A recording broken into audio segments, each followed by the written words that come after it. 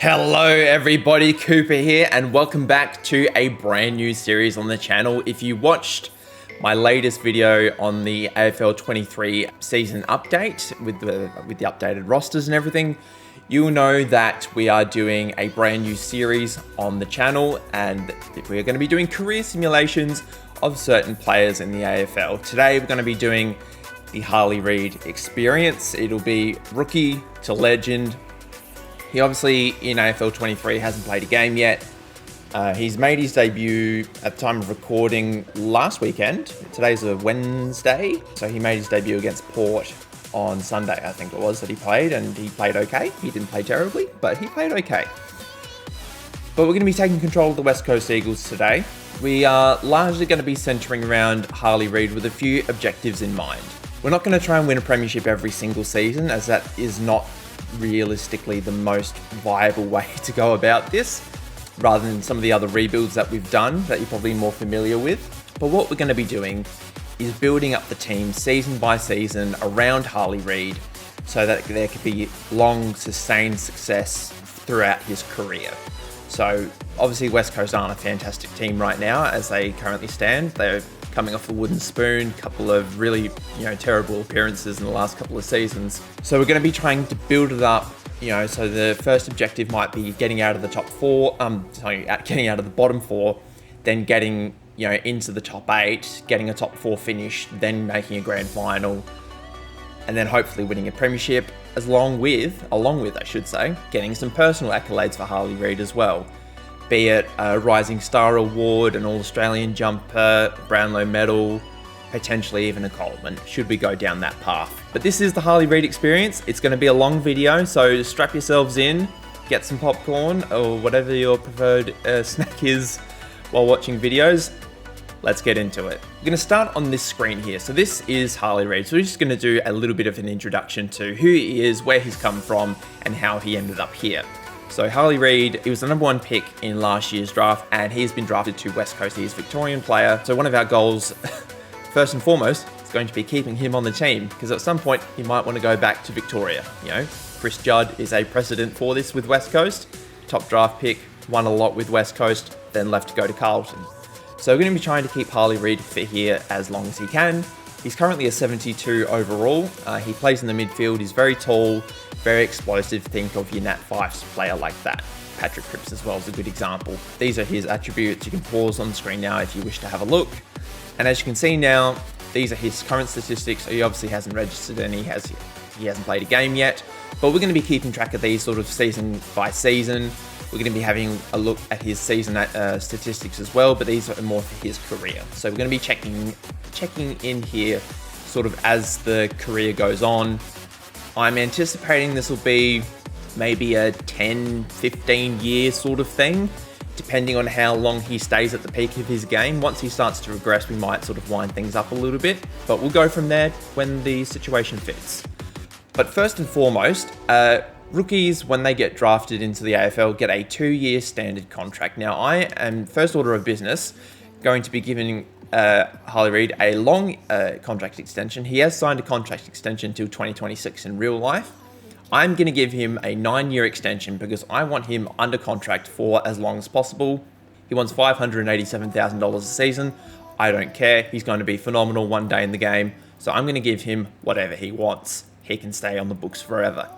And as you can see, he has accepted the deal. So welcome, Harley Reid. You're going to be here for a while, so stick around.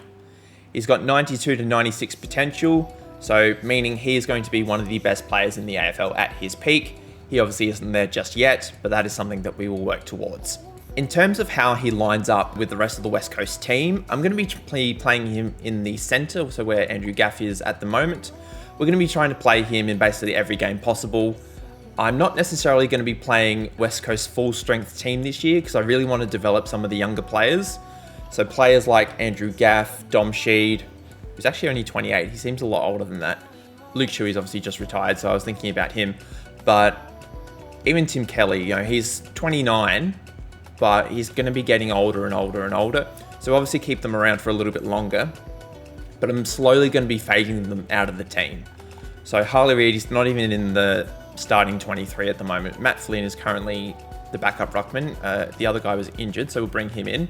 Bailey Williams can be in the ruck, that is just fine. Campbell Chesser is a player we're going to be keeping an eye on. He's going to be sort of Harley Reid's midfield partner, along with Ruben Ginby. So they're two really, really good young players that West Coast have picked up in the draft the last couple of years. But where is Harley? Where he's all the way down the bottom, poor bugger. So we're going to be bringing him in. Where are we going to fit him in? We're going to put him in the middle, as I said. We'll move Andrew Gaff to the wing. And we make Oscar Allen the captain as he is in real life. It says, do they have co-captains, West Coast? I should know this. Liam Duggan was set as the primary captain, but I think I was watching a video on the AFL YouTube channel about they have like the Captain's Day, and they were doing all sorts of fun videos, and they had Oscar Allen there instead of Liam Duggan. So I'm just going to make Oscar Allen the captain for now. Harley Reid will get the captain eventually, but it seems a bit stupid to give it to an 18-year-old. But in terms of everybody else that's here, Rhett Bazzo's 20 years old, 80 overall. He looks pretty good. Jack Darling's another one I'm going to be phasing out of the team. He's not even in the lineup right now.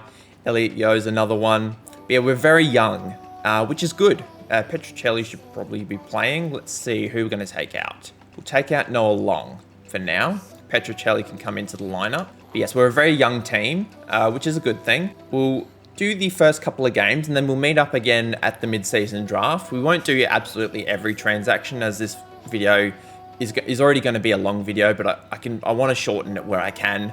But any major transactions that we do, such as, you know, big free agent signings that welcome other players to West Coast, we'll cover. But in terms of minor transactions like mid-season drafts, we'll do it for the first season, but we won't do it every year, as it will probably get a little bit tiresome. But we will do a check-in around the mid-season drafts just to look at statistics and things like that, just to see how Harley's going on.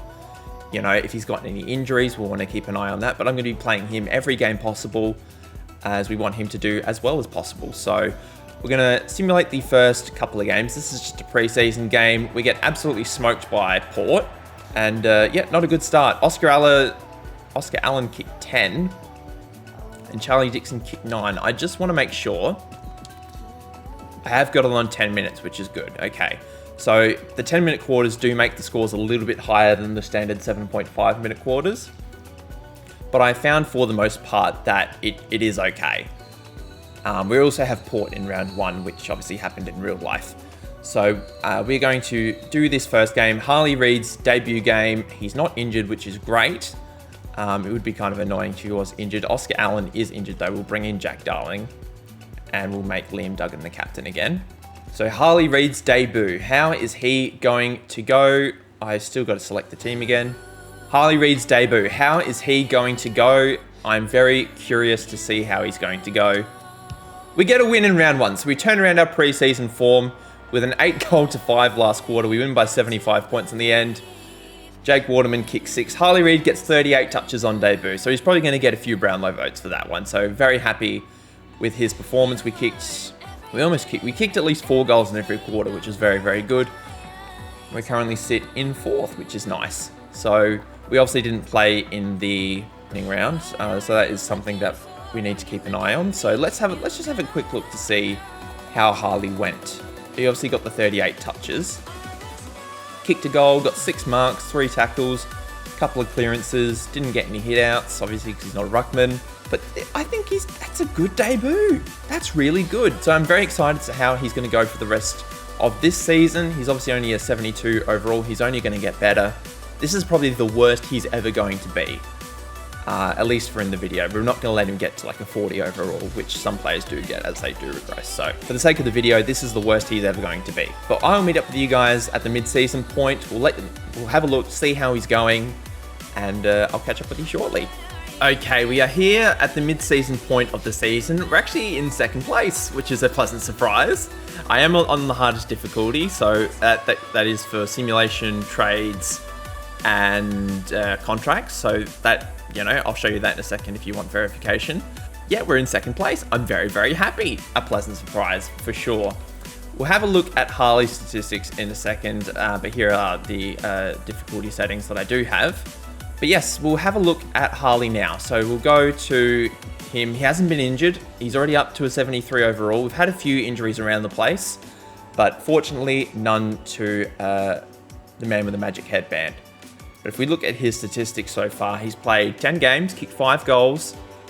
He's averaging 35 touches a game, which the touches are a little bit higher due to the higher game time in the simulation. But he's doing very, very well. He had a game against Collingwood where he had about 54 touches, and I think it was crazy. But he's doing phenomenal. Basically everything I hoped he would be. But these are just some of the injuries he had to deal with. Cripps is on his way back from an injury. Chess has got a hamstring strain at the moment. McGovern's been injured. True has done his ACL, which is a little bit unfortunate. And Cully down the bottom there has a hamstring avulsion. But in terms of the rest of the league, I generally won't do this every time around, but Toomey and Peter is leading the Coleman. They have finally fixed the simulation with the goal kicking.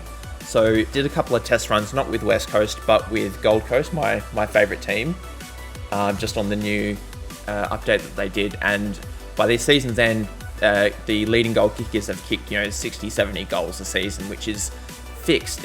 Usually the leading goal kicking would be done by midfielders, but it's now actually done by key forwards, which is great. Oscar Allen, he's kicked 8 goals in 28 games. He did miss a couple of games through injury, but he is back, which is good. Mid-season draft has us picking 7 players. Now, I don't really know exactly what we need, so I'm really just going to be taking best player available. And it looks like Hardman here is one of the best players on screen, 69 overall, 71 to 82 potential. He is probably someone I'm going to be moving on in the off-season, but we'll keep him for the sake of the draft. Yeah, there was no really awesome players in this draft. Jake Staines in the draft, Paul Seedsman's in the draft, Tyler Brown is, Sydney Stack, Charlie Constable. We just missed out with some of the really, really good players that went. But yeah, I just drafted people that had okay potential. I'll probably look to move them on in the off season for some picks, maybe some 2nd or 3rd round picks or something like that. Because they were like 50 overall with like 70 to 75 potential. Nothing really special. So nothing worth showing.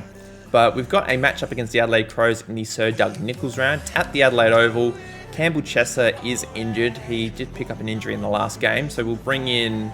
Who are we going to bring in? We'll bring in Luke Edwards, so he can play on the wing. And we'll move Rotham to the sub position. Hopefully we can pick up a win at the Adelaide Oval. Continue our good run. We win by 25 points. Harley Reid gets 42 disposals. Does a very nice job. I will meet up with you guys at the end of the season. I dare say at this stage we'll probably be making finals. So that is a pleasant surprise. Okay, the end of the home and away season is done. We ended up finishing in 4th. We had a couple of really big defeats towards the end of the season. We were in and around the top 2 for most of the back half of the season, but we just weren't consistent enough to finish in the top 2. We did get a top 4 finish, which is great. We get the double chance. And we have Brisbane at the Gabba in the first round of the finals, which will be interesting. I don't anticipate doing that well in the finals, just with the amount of injuries and inconsistency that we have. But it'll be, if we can get something out of the first season, a finals win would be wonderful. Okay, what is the team going to look like? We currently have 6 injuries. Elijah Hewitt is injured. Do we have another forward we can bring in? Jeremy McGovern is back, so we can bring him in for Bazo, who admittedly I've quite liked having in the team. He's a younger player, so hopefully we can give him some game time in the future. In terms of a small forward, doesn't look like... Oh, Cripps is back. Good. Bring in Jamie Cripps. Okay, the Gabba is here. Brisbane West Coast. Who is going to win? Who's going to move on to the prelim final? It's not us. How did Harley Reid go? He's not on the major ball winners. He has been a little bit quiet, I've found, in the back half of the season. He's not had as many awesome games. Is it going to say... It's not going to say who the major ball winners are. That is a shame. We can't look at the list for everybody, but we've got a semi-final in Perth. It's against Sydney. I wouldn't like to go out in straight sets, but it's probably the most realistic outcome that we, don't get too far into the finals in our first go around. We need a key defender. Do we have it? Harry Edwards can come in. Okay, I like the look of everything else, so hopefully I'm okay either way. If we win, we lose. I'm not fussed. Well, I don't want to lose by that much. We lost by 90. That is ridiculous. Harley Reid, not a major ball winner again. But that is okay. That is the end of the first season. I like how everything is played out. We'll have a look at the statistics for Harley now. As you can see, he's now a 75 overall, so he has jumped up quite a bit since we last saw him. I think he was a 73 at the mid-season point. This is how his statistics have ended for the end of Season 1. He's played 25 games, played every game, kicked 18 goals, 822 disposals, lots of clearances, lots of kicks, lots of handballs, got a few tackles, not too many though. That's not really his game, to be fair. Didn't get a lot of contested ball, which is surprising. And he got 40 score assists as well, kicked 16 behinds. So very happy with his output this year. Very, very happy. In terms of the rest of the team, this is how it looks. Oscar Allen led the goal kicking with 71 goals in both the regular season and in finals. So very happy with his work there. Waterman got 56. Jamie Cripps got 38. Noah Long 31. But Harley Reid is in the top 10 for goals, which is great. He's in the top 3 for disposals. He's a bit further down the list for marks. Tackles, he's in the top 3. Clearances, he's in the top 5. And then hit-outs, he wouldn't have registered anything. But the season is complete now. We'll have a look at the Brownlow medal. Why are there so many ruckmen? Is the Brownlow going to be dominated by ruckmen? Because if that's the case, that is a bit stupid. Where is Harley Reid? That is what I want to know. He only got 5 Brownlow votes? That seems low. But okay. I suppose I'll have to deal with it. In terms of the Coleman, that went to Van Royen. Royen. I don't know how to say his name. 69 goals for him anyway. Eric Hipwood got 67. Oscar Allen ended up finishing 3rd with 66 goals in the regular season. Harry Mackay in 4th with 64. And McLean from Sydney with 63. Harley Reid did not win the NAB Rising Star. That went to, of course, a ruckman. But he was the highest polling midfielder, so with 11 votes in the NAB Rising Star. So very happy with his work. And in terms of All-Australian, he don't think he made it, unfortunately. Hoff made it as a defender, but no All-Australian as a rookie for Harley Reid. So in terms of the rest of the AFL, Eric Hipwood led the AFL in 75 goals. Disposals was Ross from Richmond. He just ticked over the 1,000 mark, which is quite incredible. Hugh McCluggage got 928. The highest West Coast player was Dom Sheed with 836. Marks was Wiedering with 120. Tackles was actually Dom Sheed led the league in tackles, 117 tackles. Clearances was Ross with 123. And hitouts was Pitternet with just over 1,000 for Carlton. Tom Lynch, surprisingly, for Richmond, kicked the most behinds with 60 goals, 68 in the season. That is really bad inaccuracy. Oscar Allen was very accurate, as was Waterman, both kicking under 45 behind, so very happy with their work. And in terms of score assists, that went to Harley Reid, so led the league in score assists in his first season, so very happy with that. I also forgot to mention that this is the actual breakdown of the finals. As you can see, Carlton won the Premiership, defeating Richmond in the grand final by 13 points. Let's have a look and see who would have gotten that's the wrong final. Hang on, thank you, come on. Wait, I was almost, there we go. So very interesting game. It was 4 goals to 1 in the first quarter, then Richmond kicked 5 goals to 5 in the second, so it was, how was that, 15 points at half time. Then it was 7 points at 3/4 time to Carlton, and then they obviously kicked away in the final quarter and won by 13 in the end. Richmond were very inaccurate in front of goal, kicking 21 behinds to 12 goals. Carlton kicked 15 goals, 16, but a very interesting game. In terms of who would get the Norm Smith for this one, Nathan Broad has an argument. He got 38 touches and kicked 3 goals, but his team did lose.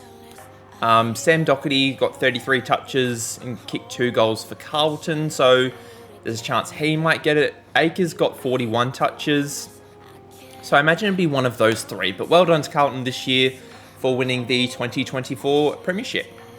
That brings us now to free agency and the trade period. We will have a look to see, I don't know if I skipped over anything. No, I have not. Everything is as normal. Be very interesting to see what contracts we have that are up. Andrew Gaff is up. Yo is up. Brockman is up. Duggan is up. Edwards with it. And so a lot of older players sort of got expired contracts. Jones and Williams do have expired contracts. Jones and Williams did play a lot of games for us this year. So we'll be looking to obviously re-sign some players, but a lot of players I'm going to be looking to move on. I don't necessarily mind us being a little bit worse next season. I think we need to build up the roster with lots of young talent, and we do have some young talent, but we don't have as much as I would probably like. So we'll be looking to build that up, obviously in the trade period. During free agency, we'll try and lure a few big names over to West Coast. We'll have a look and see who's there. But this will probably be the longest off-season in the entire video. The first season is always laying the foundations for the rest of the save file. So this, as I said, will be the longest off-season in review. You know, if we look at some of the younger players that we do have, such as your Harley Reid, he has, you know, a few years left on his contract, just the 9 years left on his contract. Gimby's contracted through 2027. Chess is contracted till the end of next season, so he's a contract we don't have to worry about for next season. But even a player like McGovern, who's a little bit older now, we'll be looking to move on from him. And we'll be looking just to move on from a few different players. Jack Darling's probably another one, get his salary off the books and trying to bring in some younger talent to replace him. So these are some of the best free agents that I could find in this year's free agency pool. I'm not necessarily going to sign all of these players, but I think the priority signings are McCluggage and Tim English. I think upgrading our ruck position to someone who is really, you know, a top tier AFL ruckman, I think is important. And Hugh McCluggage, I think, would be a fantastic mentor for Harley Reid. Bringing him in to play alongside him in the midfield. We've obviously got our other younger midfielders in Chesser and Ginby, so we've got to, you know, figure out all the moving pieces, make sure we can fit everybody into the one team. But I think he's going to be an excellent fit. I believe he's 27 years old at the end of the first season, so we're looking to bring him in. But some of the other players that we're going to be looking at, Andrew McGrath, just off the halfback flank. Elliot Yeo, someone we're going to be looking to get rid of. He's going to be the replacement, hopefully, for him. He can play off the back pocket, he can play off the back flank, he can play either of those positions. I think he's going to be a good addition for the West Coast Eagles, should we get him. Blake Hardwick is another one that I'm looking to add. He is a little bit on the older side in terms of our free agents. I'm liking to target a few younger players. I know McCluggage is 27, but he's also a higher caliber player than Hardwick. So we're looking to add him in our forward line. There's a few, you know, I think Jamie Cripps is 31, so we're probably going to look to move on from him as well. So he might fill in that position, but we'll just wait and see what other positions are available for us.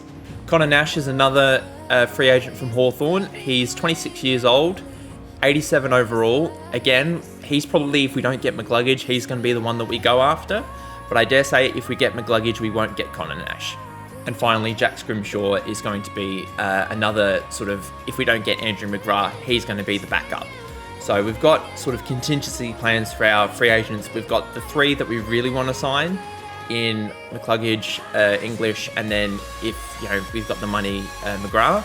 But if any of those fall through, we've got the three Hawthorn players as the backups. Before I signed any free agents, however, I think I should probably sign some of our younger talent that we do have that do have expiring contracts. Tyler Brockman is one of those players. Now, I think he played a bit of footy for us last year. I don't remember him playing every game, but he was definitely in and around the first team. We've signed him for another 3 years at $320,000 a season. He's got the potential to reach an 83 to 85 overall. I think, you know, that is good. So with just a 3-year contract extension, we'll see what he can become in the future. If not, it's a very tradable contract that we can get rid of in the future. We've also signed up Alex Witherden to a contract extension for 3 years, $375,000. Again, he's probably a little bit on the older side in terms of players that I wanted to keep. He is 27, but he also is a very tradable contract should we look to upgrade that position in the future. So this is probably the last contract we're going to give him. Lastly, we'll be upgrading Jai Cully to the primary list instead of the rookie list. We've offered him a 9 years, $90,000 a season contract. There is still a bug in the game, which I will be looking to exploit, where the rookie listed contracts only want $90,000 a season. So we've offered him the 9 years. It's a very tradable contract should we look to upgrade the position. But he is just one of the rookie players that we're going to probably keep. All the other rookie listed players I'm just going to delist as they're just not really worth keeping. So we've offered a contract to Hugh McLuggage. Now he is a restricted free agent, so we've offered him 7 years, $1.2 million a season, which he has accepted. Now it is saying, the screen says that it is hoping that a trade deal can be made. So I'm assuming that means Brisbane have accepted their right to bid on Hugh McLuggage. So they have accepted the offer. So we then now have to make a trade with the Brisbane Lions. So I will make that happen now. Okay, hopefully this will be a fair deal for the Brisbane Lions. We're going to offer Andrew Gaff, who's an expiring contract, Edwards, who's an expiring contract, and Dom Sheed, who is, I don't think he's expiring, but he is definitely a little bit older, so we're going to be looking to get him off the books as well. We're going to trade for Hugh McLuggage and some draft picks. I think this is a fair deal. Hopefully they think the same. They say it's extremely fair, so welcome aboard Hugh McLuggage. Tim English has accepted a 5-year offer worth $800,000 a season. The Western Bulldogs have chosen not to match the bid that we have made. So Tim English, we don't have to trade for him. He is coming to the West Coast Eagles. We have also offered Andrew McGrath a contract for 7 years, $520,000 a season, which he has accepted. I found that during the negotiation period of some of the contracts that I've made, not just in this save file, but in my practice save file, I found that the AI is a lot more reasonable with the contracts that they are requesting, which is great. But I've also found that the trade difficulty is harder to get some of the higher end talent. So it's easier in some respects, but it's also harder. So I think it's good. Anyway, Andrew McGrath is on board. Now we're going to have a look at the national draft now. Now I don't expect to draft anyone that is super superb based off what the information that it is in front of me, but I can see that there is a ruck prospect by the name of Jake Robinson. He is Western Australian. He's a ruckman. He's 197 centimeters, and he looks to be very, very good. He's got 91 to 99 potential. He seems to be the only one with that kind of potential in this year's draft, if I'm not mistaken. If we scroll down a little bit, yeah, nobody really looks to have that kind of potential. So we're going to be looking to bring him in. Hopefully, if we can get a deal done with Fremantle of all clubs, they have the #1 pick. So that is going to be a tough deal to make. Okay, we're going to try and get a deal done with the Adelaide Crows. They obviously drafted Daniel Curtin last year in the 2023 draft. He is Western Australian. He's a key defender. He's got 90 to 99 potential. We're going to be looking to bring him across to the West Coast Eagles to play in our half-back line. We've offered him 5 years, $250,000 a year, which he has accepted. We're also going to be sending Jeremy McGovern and Bailey Williams to Adelaide with pick 52 and 54 in exchange for Curtin, pick 2 and pick 21. Hopefully they accept this deal. They're insulted by the proposal. What a fantastic start. What if we give them picks 34 and 36 instead? They're also insulted by that. We might need to throw in another player. What if we throw Edwards in there? Would they accept that deal? Okay, they're saying no to that as well. What if we take out pick 21 and they just give us pick 2? They believe it's significantly less than what they're asking for. Okay, we're getting close. What if we give them pick 36? They should get this deal done. Ah, we can't get it done. Pick 34? Close to reaching an agreement. What if we give you pick 14? Whoopsie daisy. Pick 14. Okay, that deal is done. Daniel Curtin, welcome aboard. #2 pick, welcome aboard. We're going to be sending that to Fremantle. Okay, I've put this deal to Fremantle. We're going to offer the #2 pick, some of the players I picked up in the mid-season draft who have decent potential, in exchange for the #1 pick and pick 20. Hopefully they accept this deal and they're ecstatic with the proposal. We probably could have gotten a little bit more, but that is okay. Those players are now off the books. We get the #1 pick as well as pick 20, which we can use in a trade later on. We have offered Sam Darcy big money to come across and play with Harley Reid and the West Coast Eagles. We've offered him 9 years, $760,000 a season. He's an 82 overall key forward, 90 to 99 overall potential. We're going to be looking to upgrade our key forward positions now. Okay, they haven't accepted a deal. I didn't expect him to accept this first offer that I gave them. But what we've done, we've sent Jack Darling, Liam Duggan and Noah Long off to the Western Bulldogs for Sam Darcy and the #22 overall pick in this year's draft. Our next trade target is going to be Aaron Cadman of GWS. He's the number 1 pick from the 2022 draft. We're going to be looking to bring him in to play with Harley Reid. Harley Reid's going to give him a lot of goals. We're going to be sending Jake Waterman and Marich off to GWS with pick 54. Hopefully they accept this deal. It's significantly less than what they want. It's not enough, basically, is what they're saying. What if we give you pick 36 as well? They're close to reaching an agreement. What if we take out 54 and give you 34? They say it's extremely fair. Aaron Cadman is now a member of the West Coast Eagles. We've gone back to the well of Brisbane Lions midfielders and we've gone in for Will Ashcroft. He is very, very young. He's very, very good. We've offered him 9 years, $760,000 a season. I am hopeful we are going to be able to make a trade work. That is hilarious. I just did the most ridiculous deal. I traded some of our terrible players for one really, really good player. That was really easy, surprisingly. I did not expect them to make that deal work, but it happened. So I'm still on the hard settings. So I don't know what happened there. But anyway, Will Ashcroft, member of the West Coast Eagles. Very happy. We're now going to try and do a deal with Melbourne. We're going to send our 22nd and 20th overall pick in this year's draft in exchange for a future first round pick from Melbourne. Hopefully they accept this deal and they are extremely pleased with it. Very happy with that deal. We're going to be doing a very similar deal with North Melbourne that we did with Melbourne. We're going to be sending pick 52 and 54 in the 3rd round in exchange for a future 2nd round pick. Hopefully they accept this deal. They say that we are close to making a deal happen. What if we add pick 70 and pick 88 into this deal as well? They say we're close as well. What if we add a future 3rd round pick? They say it's extremely fair. So we get a future pick higher in the draft than we would have been able to pick in anyway. Very happy with this deal as well. And our work in our first off season is done. The national draft is now here. We do have the number 1 overall pick. We are going to take that ruckman, Jake Robinson, who is going to be our backup ruckman for this season. I'm very much looking forward to using him. I think he's going to be very, very good for us. So welcome aboard, Jake Robinson. We're going to be taking Eric Hurley with our next pick. He's the 70 overall, 79 to 89 potential. He's not going to play a lot of games for us, but he's going to be able to do a job just in that half-back line. I think he's going to be a good fit at some point. If not, he's a very tradable asset in the future. Our next pick is going to be Cooper Sharman. He is a key forward. He's an 81 overall with 81 to 88 potential. I think he is going to be a nice backup to our ever-growing forward line. Our next pick is going to be James Peatling. He's a 78 overall, 78 to 82 potential. He is a recommended player, and I think he's going to be very, very good as a coming forward for us.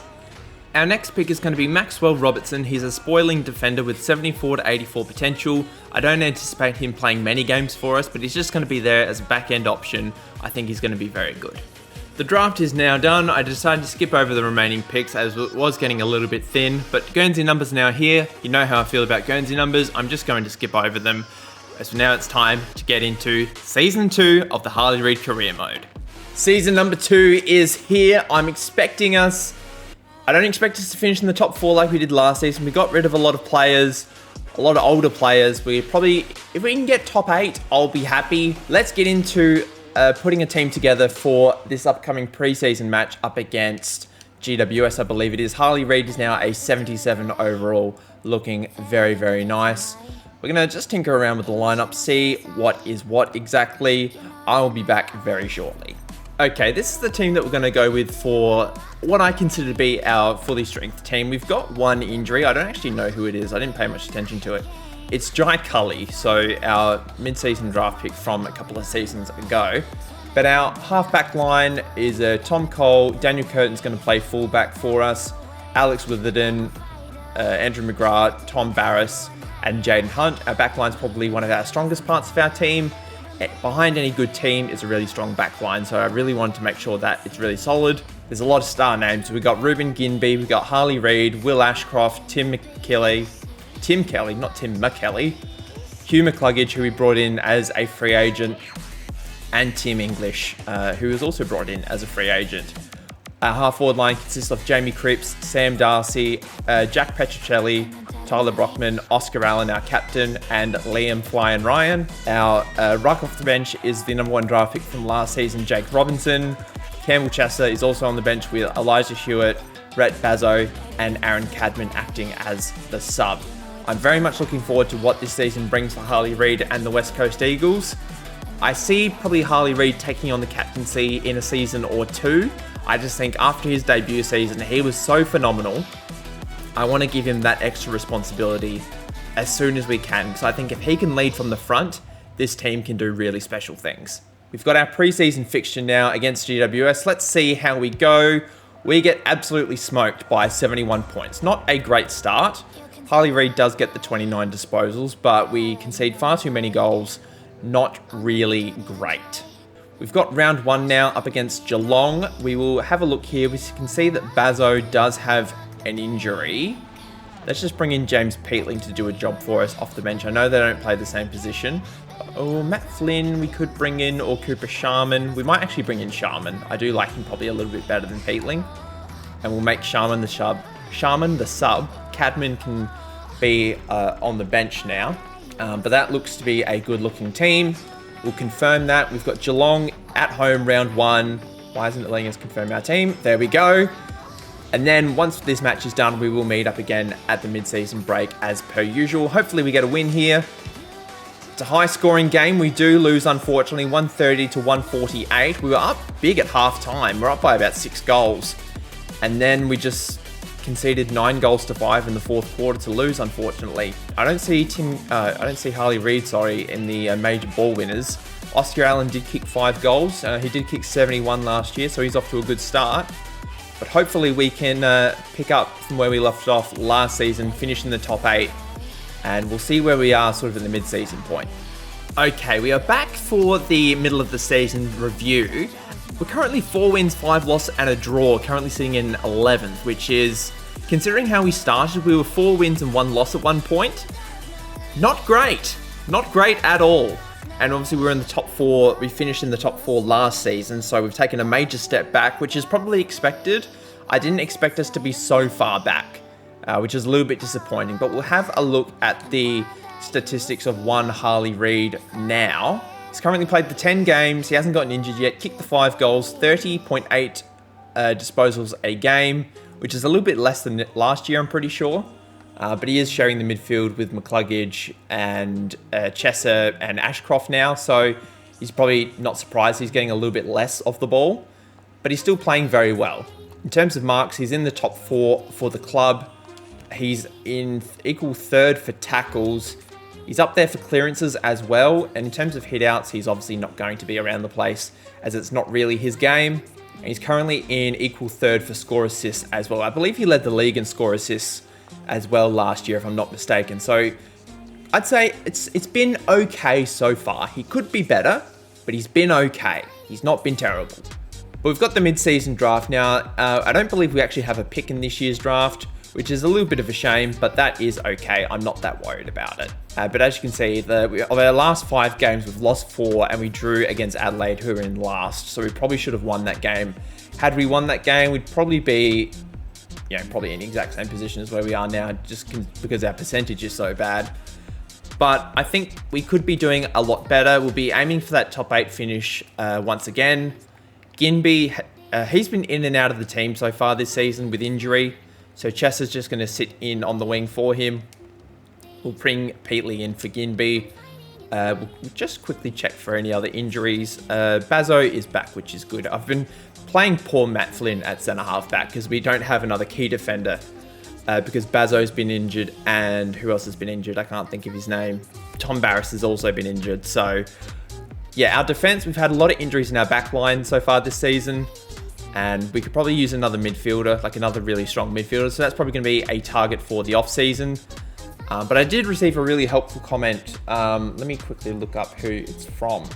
It's from Brooklyn Marinelli. So he's just suggesting more realistic type rebuilds. I'm guessing that these kind of rebuilds will be more realistic in terms of just the way that it's produced. Hopefully that is the case. I've tried to keep it as realistic as possible. Like Hugh McCluggage was a free agent, although we did have to trade for him. I did go out and get some young players, but I feel like this is the kind of thing that West Coast would do anyway. So I hope this is sort of falling into that bracket, Brooklyn. So hopefully this is still your cup of tea. But we'll move on to the mid-season round game that we're going to play today. It's West Coast Carlton, Chris Judd Cup. Hopefully we can pick up a win here. We're in desperate need of a win. We lose by 18 at home, unfortunately. Harley Reid did get amongst the major ball winners with 28 touches. Sam Darcy's gotten off to a really hot start with the goals. I believe he might actually be in the running for the Coleman. Yeah, he's in fourth, equal third actually, with 35 goals in 11 games. But Georgiadis has got 44 goals in 11 games so far, so he's going to be tough to chase down. Oscar Allen's down there with 28 goals as well, so we're not doing too bad, but we could definitely be doing a lot better. So I'll be back with the end of the season. Hopefully we can squeak into finals. We'll see how we go. Breaking news, everybody. Harley Reid is probably out for the season. He's got syndesmosis. He's out for 9 to 10 weeks. It's round 17. He's probably done for the year, unfortunately. So we've had to take him out of the lineup. Not an ideal time to get an injury. We're right about to make a really solid finals push. We're currently sitting in 9th. I feel really sad that he's injured in his second season. It's not been his best year statistically, but he's probably going to miss the rest of the season now, unfortunately. So I will meet up with you guys at the end of the season. I just wanted to let you know that there was an injury. So yeah, not ideal. It's a sad end to the season, guys. We ended up finishing 9th after losing our final 3 games of the year. We just needed one win to get ourselves into the finals. Our final day of the season, we played St Kilda. We lost by 103 points. It was fine. We didn't have Harley Reid. It was very sad. A season to forget, unfortunately, but I believe we still own our draft pick, which is good. So we will be building for the future in the off-season. We'll have a look at the stats now. Harley Reid did get better as the season went on. He ended up with 458 disposals this year in 15 games. Did kick the 9 goals. So I was very happy with his output. 57 marks, 58 tackles, 44 clearances. No hit-outs, obviously. We'll have a look at score assists in a minute. But if we look at the rest of our team, we can see that Sam Darcy led the goal kicking with 58 goals in 20 games this year. Oscar Allen did play less games, but still managed to kick 42 goals. Flying Ryan and Jamie Cripps did chip in with 30-odd goals apiece. And Brockman did kick 33. Cadman was pretty good off the bench. He kicked 28 goals. He did have a bag of 8 at some point in the season towards the back end.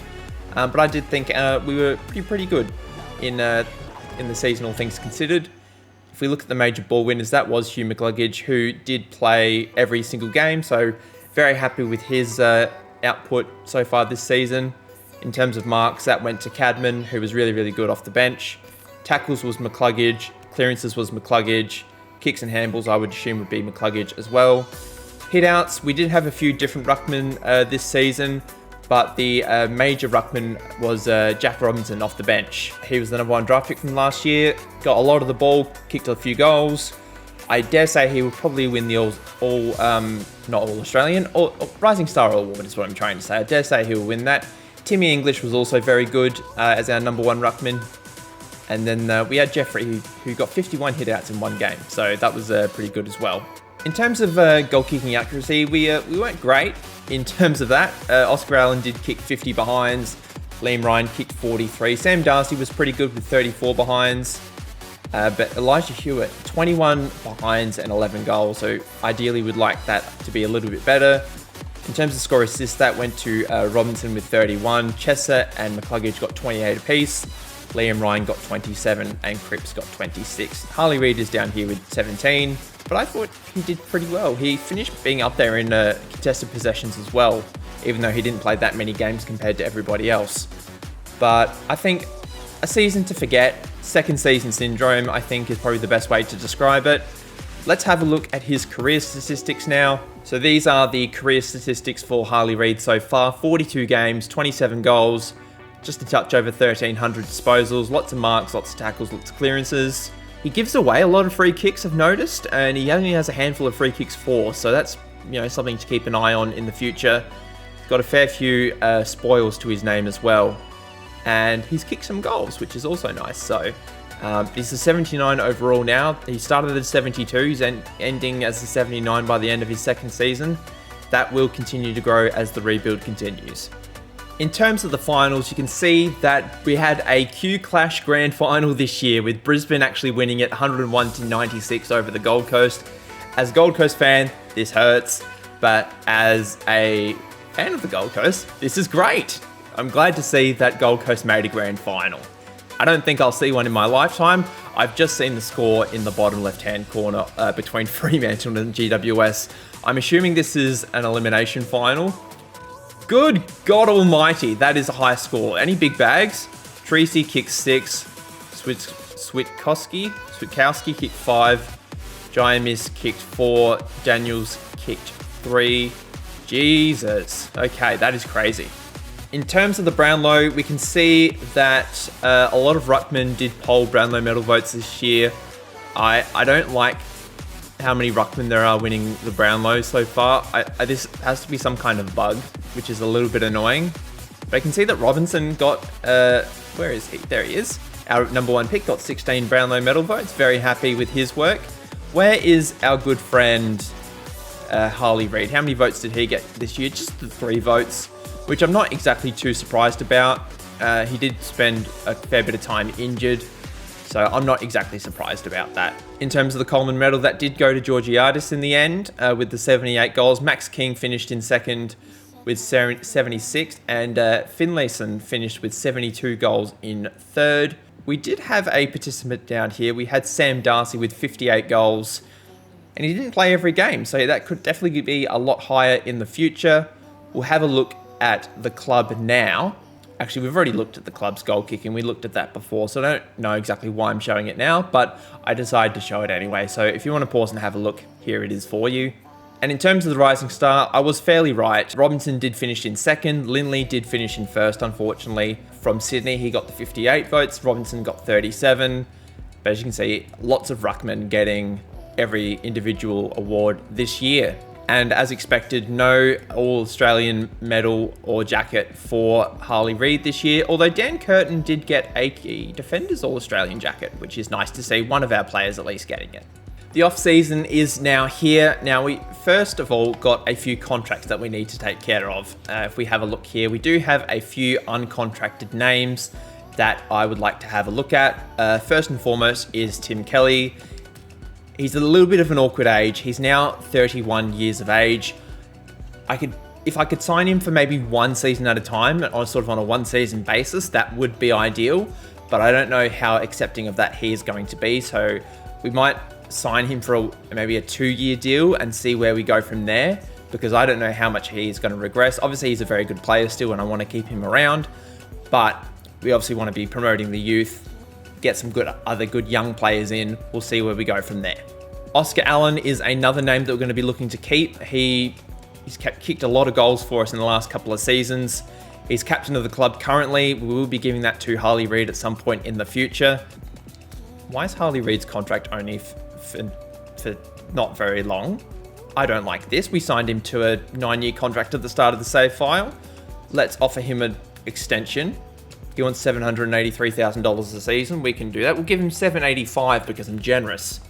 But yeah, I think because we may have gone over budget on the first season, they the AI. When you leave the list management to the computer, it sort of redoes some of the contracts for you. So I think it might have cancelled Harley Reid's renewal. So we are going to give him $785,000 a season for 9 years, which is good. He's all signed up. Campbell Chesser is also out of contract, so we're obviously going to be looking to bring him back. Hoff is out of contract. Petrocelli's out of contract. Witherden's out of contract. So some of these guys I did re-sign at the end of last year, and they've just cancelled the renewals. Bazzo's out of contract. But yes, there's a few players I'll be looking to move on. Some players I'll be looking to keep. We'll just have to wait and see who is available. With the entirety of free agency, there is only one player that I am actually interested in. It is Ben Keys of the Adelaide Crows. He's 28 years old. He's right in the middle of his prime. He's probably not going to be a starting midfielder for us, but we do need an extra midfield body just to sit on our bench And just in case there's an injury, we'll look to bring him in. So I'm probably going to offer him something like a 3-year deal. I don't know how much money he wants. We'll probably offer him a little bit less in the beginning. We'll offer him something like $650 over 3 seasons. We've got plenty of money left on the books. We've got just under $5 million to spend. So we'll offer him a 3-year deal, $650,000 a season. He wants $665. We can give him that, no problem. So Ben Keys, welcome aboard to the West Coast Eagles. I almost said Adelaide Crows. That's very awkward. Oscar Allen has signed a contract extension for $725,000 a season. He's been contracted to the club for another 4 years, which I'm very happy to announce. Campbell Chesser has now accepted a 9-year contract extension for $985,000 a season. He has got fantastic potential and he is going to be a key member of our midfield for a number of years to come. We are going to be targeting Will Powell in the trade period from the Gold Coast Suns. I believe he is Western Australian, so I see this as sort of a realistic homecoming for him. We do need some more players along the half-back line as that is an area of need. We've signed him up for 6 years, $585,000 a season. We just need to work out some compensation for the Gold Coast Suns now. Okay, our first offer is going to be Matt Flynn and Liam Johnston.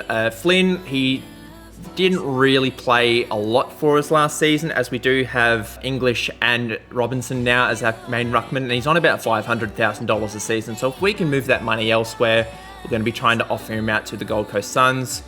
Jared Witts is getting a bit older now, so I feel like seems like a reasonable replacement on that side. And Liam Johnston is never going to get a game for us. He's just not good enough. His potential's not good enough. So hopefully they accept this deal. They're ecstatic with the proposal, so we probably could have gotten a little bit more from the Gold Coast, but we got our man in the end in Will Powell. The last target I'm going to be making for this off-season is going to be Isaac Quainer from the Collingwood Footy Club. I feel like we need another defender. I wanted to get someone that was on the higher end, such as a Harry Sheasel, who could play under the half-back line, but I'm trying to not go super crazy with this, so I feel like Isaac Quainer is a happy medium. He's got good potential. He's not, going to be like Harry Sheasels of the world or someone like a Nick Dacos or somebody like that. I feel like it's a good compromise, I think, with Isaac Quainer. So we're going to be picking him up from Collingwood. Hopefully we can work out a deal with them. We'll see what we can put on the table for Collingwood. Okay, the deal is going to be a little bit of a complex one. So we're going to be trading 3 out-of-contract defenders in Hoff, Jaden Hunt, and Alex Witherden, as well as the number 1 pick. I forgot to mention that we do have the number 1 pick. We got that, it says tied to West Coast. Our pick is the number 10 pick, but we must have done a trade with somebody last season, and that ended up being the number 1 pick.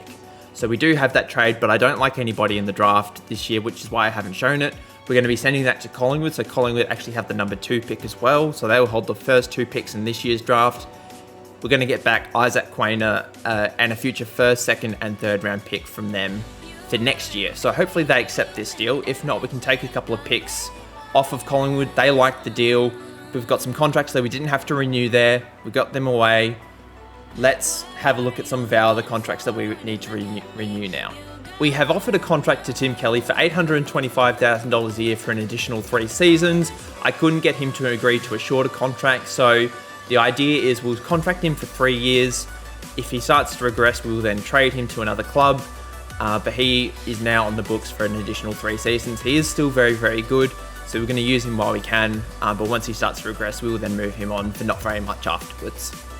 Jack Petrocelli has signed a contract extension as well for $430,000 a season for an additional 3 years. I look forward to bringing him back, I should say. We're not bringing him in, he's already here. But I think he was good for us last year. Hopefully we can keep him for an additional year or so. There are still some really, really good players, such as, what's this guy's name? Tom Cole, that I haven't contracted yet, mainly because I've run out of room. And I don't really want to trade any of the other younger players that I do have, and players like Liam Ryan, I feel like we can't really get a good replacement for just yet. So we just got to wait for these young guys to develop, and then we'll be able to get a bit more cap flexibility because we'll be a lot more of a stronger team. But for the meantime, we just got to stay with what we have. I do have several high draft picks this year. If we go to trade offers, trade contracts. We'll just pick the Adelaide Crows, for example. I do have pick 10, 27, 29, 38. So hopefully we can actually turn those into some mature age recruits. So I'll probably just delist everybody else now. I know it's not an ideal scenario, but it is the scenario that we're having to deal with for now, as we've done a little bit too much recruiting. I've actually over budgeted, I suppose. I could trade Tom Barras. How old is he? He's 29. I don't really have another key defender, is the only problem. We've got, obviously, Daniel Curtin, who we've been working into the first team in recent times. Who else do we have? We've got Bazo. He's actually uncontracted as well, to be fair. So we might have to keep Barras, which is a little bit odd because we're sort of prioritizing the older player over the younger player. I might need to think about this for a little bit longer before we proceed.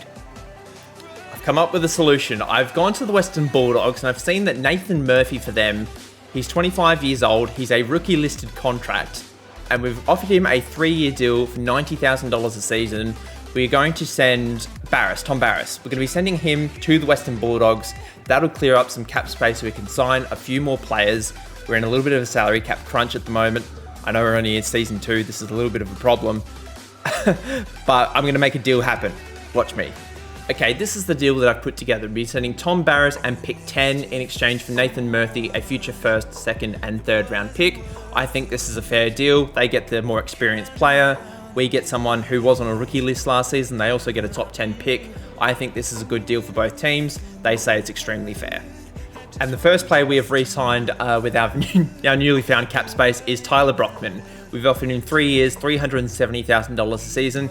It is a back-ended contract, so it's worth less in the short term, a little bit more, in the long term. So hopefully that will all work out.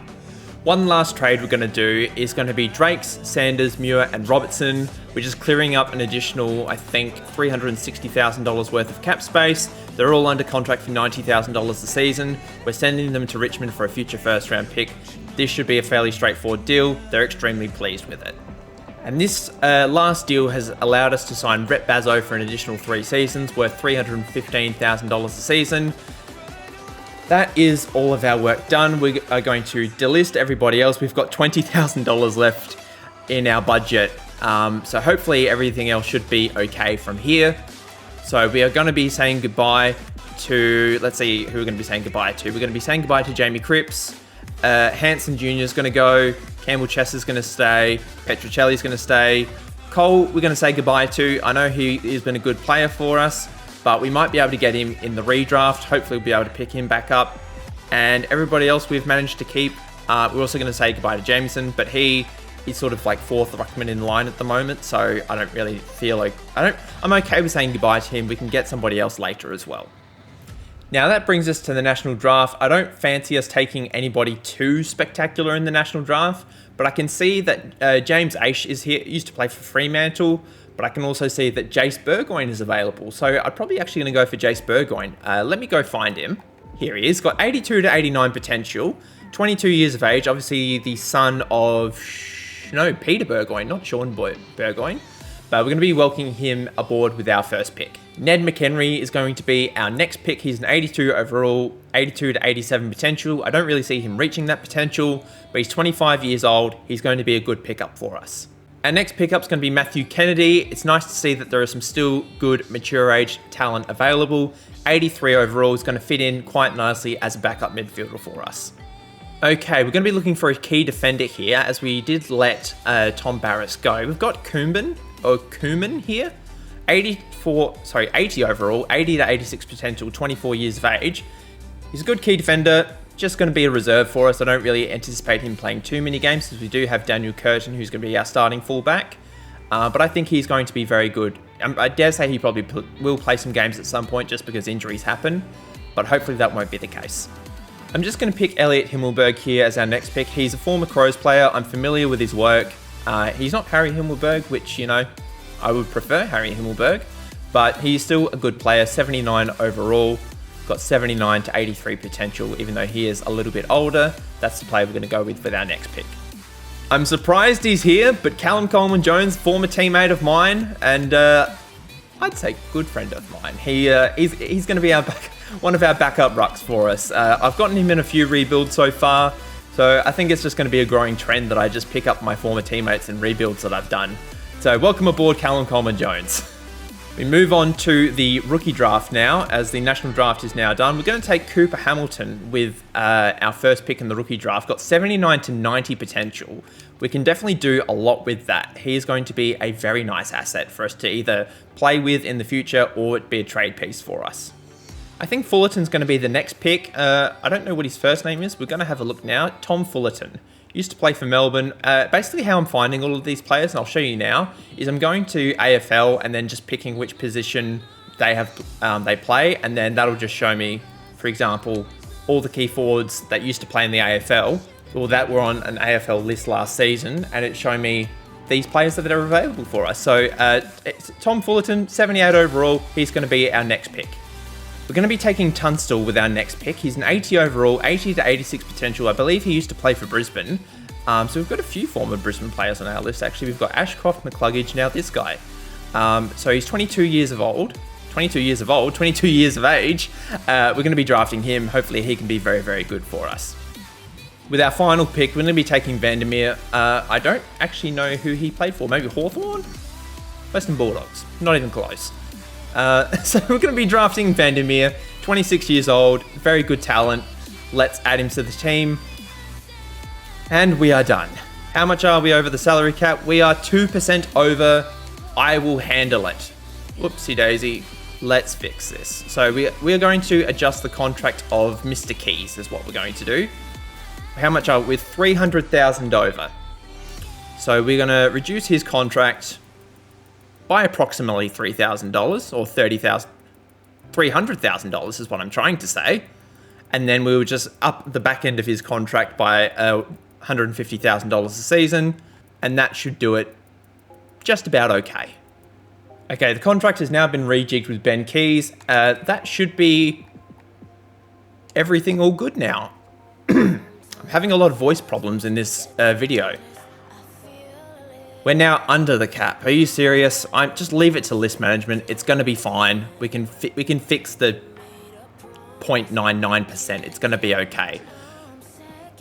Guernsey numbers. I know CJ really likes the number 23, so if that's available, we'll give it to him. I think he's got a thing for Michael Jordan, I think that's the rationale behind it. Cadman, we're going to give him the number 5 because he does wear that for GWS, so we'll fix that up now. As the number 5, which I think Jaden Hunt used to have, is now available. Will Powell will give him the number 32. I just like the look of that. And to be perfectly honest, I don't really care what the numbers everybody else has. Okay, this is the team that we've put together for the start of Season 3. Now you are probably wondering, where the hell is Harley Reid? Well, he's still injured.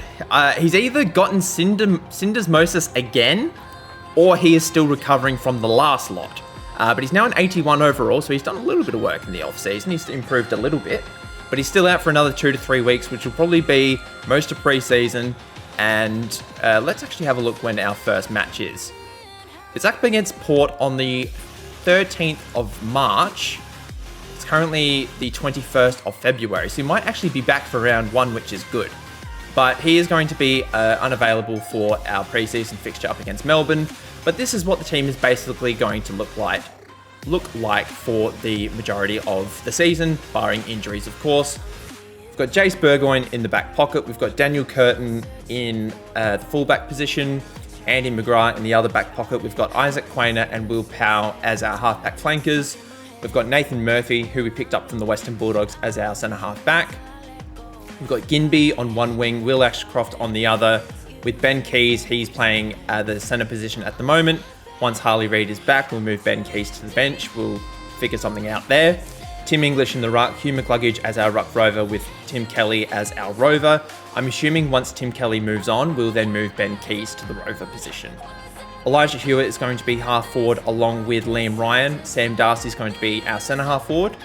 Aaron Cadman's going to be in the forward pocket. I just want to give him some more game time. He does play off the bench a fair bit, but I want to have him as a starting forward. So I've got him in our forward pocket. Oscar Allen's going to be our full forward and our captain for this season. I've decided we're going to keep it away from Harley Reid for now. We'll just get a full season into him. We'll reevaluate the captaincy at a later date. We've got Jack Petrocelli in the other forward pocket, and off the bench we've got Jake Robinson, Campbell Chesser, Charlie Koeman, who was another one of our pickups in the draft, Tyler Brockman, and Matthew Kennedy. And we've got a whole host of other players on the bench. Tom Fullerton is also injured, unfortunately. So we've got a whole host of younger talent on the bench, ready to go. Poor CJ's not going to get a game unless there's an injury in the ruck. Our first preseason hit out of the season, probably our only preseason hit out of the season. We absolutely demolished Melbourne by 72 points. Very happy with this result. Oscar Allen kicked 8. That's hilarious. And Ben Keys got 50 points. 50 points? 50. I've been playing too much 2K. 50 disposals in a unofficial game. So that is something. As I thought, Harley Reid will now be back for our first game of the season. He is fully recovered from his injury. However, Oscar Allen is out with his injury. I don't know what he's got at the moment. I've only just seen it. We'll give the captaincy for Tim Kelly until he comes back. But the team, largely the same. Weirdly enough, he has recovered in the week break because we didn't play in the opening round. So all the changes that I made to my team, I now have to redo. So Peatling's going to come out. Brockman's going to go to the bench. Cadman back to the forward pocket. And Oscar Allen can get the captaincy back. What a weird world we live in. Port Adelaide, round 1. Hopefully we can get a win. First game of the season.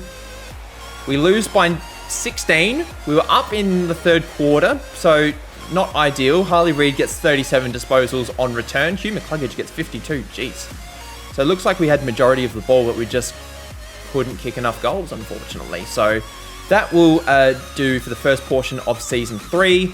I will be back at the mid-season break, as always, for a presentation of statistics. We have reached the halfway point of Season 3, and by the look of the ladder on the right-hand side, it is not going well. But the last 2 weeks have been very good. We've won the last 2 games. So, yeah, we were 1-7 at one point, and it wasn't looking good, but Harley Reid has single-handedly won us the last 2 games. I have taken screenshots of the last 2 games. I've had a couple of performance issues on my computer as well, so I'm going to have to find the screenshots folder of my my Steam folder on my PC. So just give me 1 second to find that. So yeah, he's had 3 games this season. I'll share the results with you. So we had a game. It's actually the 3 games we've won. So the 3 games that we've won, Harley Reid has been the best player in all 3 games. He had a 55 disposal game up against the Giants in the gather round, which we won 150-73. So that was a really special game. I might actually show you this on screen. This would be a lot easier if I do it this way. Let me go find the gather round. Here we go. This is the game I'm talking about. So this is a gather round where we demolished the Giants. First win of the season. Harley Reid had 55 touches, and we absolutely smoked the Giants. I was very happy with this result. Then there was the last 2 games that have been played, which is the first game was against Brisbane, where we won at home by 43 points. Harley Reid had 41 disposals and kicked 4 goals. I've got an idea, and I want to share it with you while we talk about these games that he's having. I'll do it after this. We beat Collingwood 151-108 at home. Harley Reid had 45 disposals and kicked 5.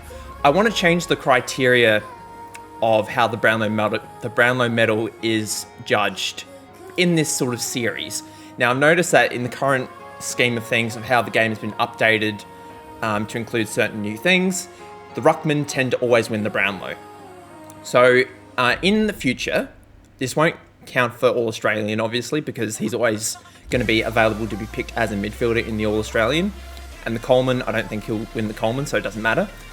But if he polls the most amount of votes out of anybody outside of ruckman, I will declare Harley Reid the winner of the Brownlow medal, if that makes sense. Because I think the top 10 of the Brownlow medal have all been ruckman. At least all ruckman, maybe even the top 15. So it's basically just everybody's first team ruckman has polled the most Brownlow medal votes. So whoever is the highest vote getter of all the other players, not including ruckman, I'll declare them the winner of the Brownlow, because I feel like ruckman winning the Brownlow just doesn't happen. I just feel like it's not very realistic. So whoever is the next in line, that's not a ruckman, I'm going to declare them the winner of the Brownlow. So we'll obviously go over that at season's end, whoever is in the lead of that. But if Harley Reid is ever one of those players, I will make sure he wins the Brownlow, and I'll record that. I've got a note document recording all of his particular highlights that he's had throughout his career, such as leading the leading the competition in score assists in his first year. So stuff like that. So we are tracking his career milestones and things like that. So it's just something to keep in mind, because obviously I would like him to win a Brownlow at some point. And I feel like that's a good enough way to basically not just give him a Brownlow for the sake of giving him a Brownlow. So I think it's probably the most fair way to do it with how the current game is constructed. But we've got the mid-season draft here. But if we go back to the ladder, because I want to talk about this a little bit more before we get into the mid-season draft. We're not in good shape. We were 1-7, as I said, and Harley Reid has dug us out of a wooden spoon-shaped hole. But we're doing very well in the last couple of games. I would like that form to continue into the back end of the season. Finals is still on the cards. We're still only 2 games behind Collingwood, really. And even then, they're tied with Fremantle in 11th. It's just percentage that is spreading those teams apart. But I think we're doing okay. It was a lot worse, but it's now a lot better. I know, it's in saying that we're in the bottom 4. It's not saying much, but it could definitely be a lot worse. I want to look at the team statistics as well as Harley Reid's statistics. He's had a much better season compared to other seasons gone by. I would say it's actually been his best season so far. 36.4 disposals a game. He's kicked 13 goals. He's over a goal a game at this point. Oscar Allen is leading the goal kicking with 26. Sam Darcy has spent a bit of time injured, hence he's only kicked the 17 goals. But Harley Reid is actually leading us in disposals. He's being up there in marks. He's top 5 in marks. He's top 3 in tackles. He's in the top 6 for clearances. And I'd say he's got the most handballs and kicks as well. Funnily enough, he's not actually leading us in score assists. So maybe that first season was a bit of a fluke. But he is only 5 score assists away from the top, which is Elijah Hewitt, who does actually play in the forward line. So that makes sense. But he's been doing a lot more goal kicking so far this season. We've only got the one player to be selected in the mid-season draft. I'm probably just going to pick best player available. That's probably what I'm going to do. I'm just going to have a look around to see who's here, because I can see there's a lot of good talent. There's Leak here, who's a first-round draft pick in the 2023 draft, as was Caddy. We could go Wilson. Who's Wilson? Darcy Wilson. I don't remember who he was drafted to, but he's here. He's very good. Caddy's got 90 to 99 potential. So that's the path we could go down. There's also McKerker, who was the number 2 overall pick behind Harley Reid. So we might actually go him. He's got 91 to 99 potential. I think that is the path we're going to go down. And that will do it for the mid-season draft. Ordinarily, I wouldn't show this, but I feel like it was an important thing to show because the rest of the season hasn't been that great. Harley Reid's been great. West Coast Eagles as a whole have not been great. We've now got the derby, which we will show because Fremantle are not in the best of form either. They're actually competing with us for a final spot. So we'll see what we can do here. We're going to bring in Tyler Brockman for Liam Ryan, who's actually injured. Who are we going to bring in to replace Ryan? We might bring in Peatling if we can't find a better forward. There is McHenry, who I forgot was actually part on the team. Peatling's been around a little bit longer. Ben Keys is still out injured. There's also Tunstall, who is very good. Callum Coleman-Jones is still injured. Sorry, he's not injured. He's still on the sidelines. He did come in for a period of time. We did have a few injuries, but the injuries seem to have calmed down a little bit now. But McKerker, he's 72 overall, so he probably just hasn't been given enough game time at North Melbourne. So I'm quite happy to... It says he's played 37 games. How many games has Harley Reid played? He played over 50 now. I'm assuming 52? Yeah, 52. Because he was on 42 at the end of the last season with 10 games in. So, yeah, it was just a pretty easy guess. So we might give him some game time towards the back end of the season, depending on how the season's going. If we're playing for a final spot, we probably won't. But if we're in sort of the bottom 6, we're probably not going to make finals. We might give him a bit of additional game time just to see how he progresses. But we've got the derby now, first one of the season. And we've absolutely smoked Fremantle. 43 points, 162 to 119. Harley Reid is not amongst the disposal getters and he's not amongst the goals. But Chesser gets 49 and kicks 2. He would definitely get the... Is it the Ross Glendenning medal? Is that what it's called?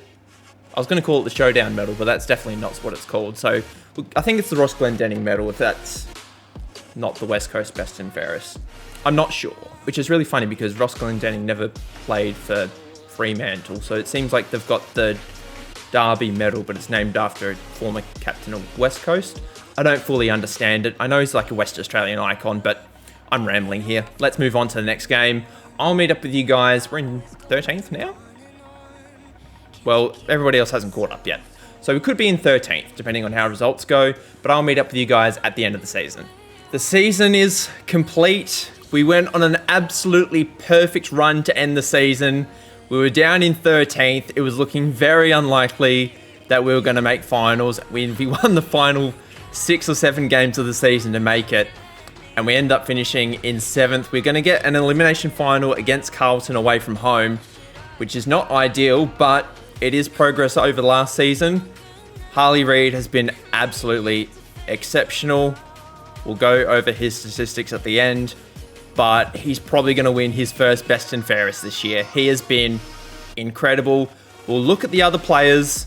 We take everybody into consideration, of course, but he has been phenomenal. He's basically led the disposals every week. He's been kicking goals. He's been amazing. However, we have been hit by injury after injury after injury. Ginby's out with an ACL. Fullerton's been in and out. He's got a fitness test. Chesser's been out with a hamstring tear. Our ruckman, I can't... What's our ruckman's name again? Not English. English is injured, but Robinson has also been injured. So our top 2 ruckmen have been injured. Both our centre-half backs have been injured. It has been ridiculous. Even McKirker, who only just got here, is injured. He's been inactive with a bulging disc, so I didn't even get the opportunity to play him. I wanted to give him games, but I never got the chance. We now have an elimination final up against Carlton. What kind of form have they been in? They've won their last 3, so they're in not too bad a form. Now Chess is injured, fantastic. It's really been a next man up mentality for this team. You know, it's been injury after injury each and every week. Robinson's now back. We'll put him in the main ruck spot. We'll bring in Kennedy for Chesser. We'll just see if anybody else has come back from injuries. I don't think anybody is going to be ready. But yeah, Harley Reid, man, I reckon he's ready for the captaincy. He's an 83 overall. It says he's 18 years old. I think he's 21 now. He's 65 games in. I think it's time. I think he's ready for the captaincy. So that might be something we look at next season. We'll confirm the team. Can the perfect run continue up against Carlton against the odds at the MCG? We lose by 9. We're up for a little bit. We're up by 1 point at halftime. Carlton kicked 7 goals to 4 in the second half to end up winning by 9. We didn't kick straight and they did. Harley Reid did not have a good game by the looks of it. Patrick Cripps got 42 touches. But that's our season done. We go home early in an unfortunate series of events. Let's have a look at the fixtures. Who won the Premiership in the end? It was Carlton in the end. So we did lose to the eventual premiers, which I don't actually feel too bad about. Port losing the grand final, which is always nice to see. I don't know why I say that, because even though I was a Crow supporter previously, I don't actually have a massive hatred for Port Adelaide. So, I don't know, I just like to make snarky comments like that sometimes. So I'm sorry if you're out there and you're a Port supporter. Gold Coast smoked North Melbourne in their qualifying final, so that was interesting. Let's have a look at this game. Nothing really outstanding, just lots and lots of goal kickers. Jared Witts had 39 touches and kicked 3, so that was impressive. Even this qualifying final, Port up against Essendon. Burn Jones kicked 5. Okay, wow, that's interesting. Nothing else really standing out at me. And the other elimination final as well was quite a high-scoring game. Brisbane won by 52 in the end, so it was really only our game that let everybody down. Our game was the only one that wasn't that high-scoring. But then there was this prelim final between Carlton and the Suns. The Suns were dominant. They won 20 games in the regular season. Carlton won by 4 points in the end. Charlie Curnow kicked 6. Casbolt kicked 5. Casbolt kicking 5 in a prelim seems wrong. What an end to a season. Let's have a look at the team statistics. I want to see how we ended up. Yeah, best and fairest for Harley Reid. We'll have a look at him first, and then we'll look at the rest of the team. 853 disposals, 23 goals in 24 games, 78 marks, 99 tackles, 82 clearances, led in both handballs and kicks. Was he accurate in front of goal? That's something I want to know.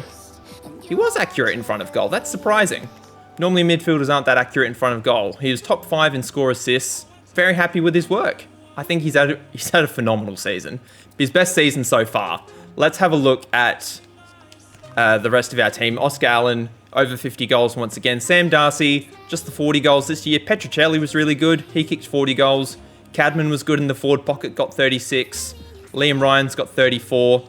It was Hewitt who missed a few games. He got 27. Tim Kelly kicked in with 20 goals. He's probably runner-up. Oscar Allen's probably third in the best and fairest. But yeah, I'm pretty impressed with what I've seen from this team. Definitely a nice turnaround compared to last season and compared to where we were at the mid-season break as well. To end up in an elimination final against the eventual premiers. I'm very happy with that result. In terms of the Brownlow, as you can see, all ruckmen here, but Horn Francis got the most votes out of the non-ruckmen. So I'm going to say Horn Francis is the Brownlow medalist for this year. Coleman Jones getting up there in the Brownlow votes. Nice work, CJ. Where is... Well, Hugh McCluggage got 11 votes. Where is our man Harley Reid? Career high, 9 votes. He doubles his tally. He's up to 17 votes for his career now.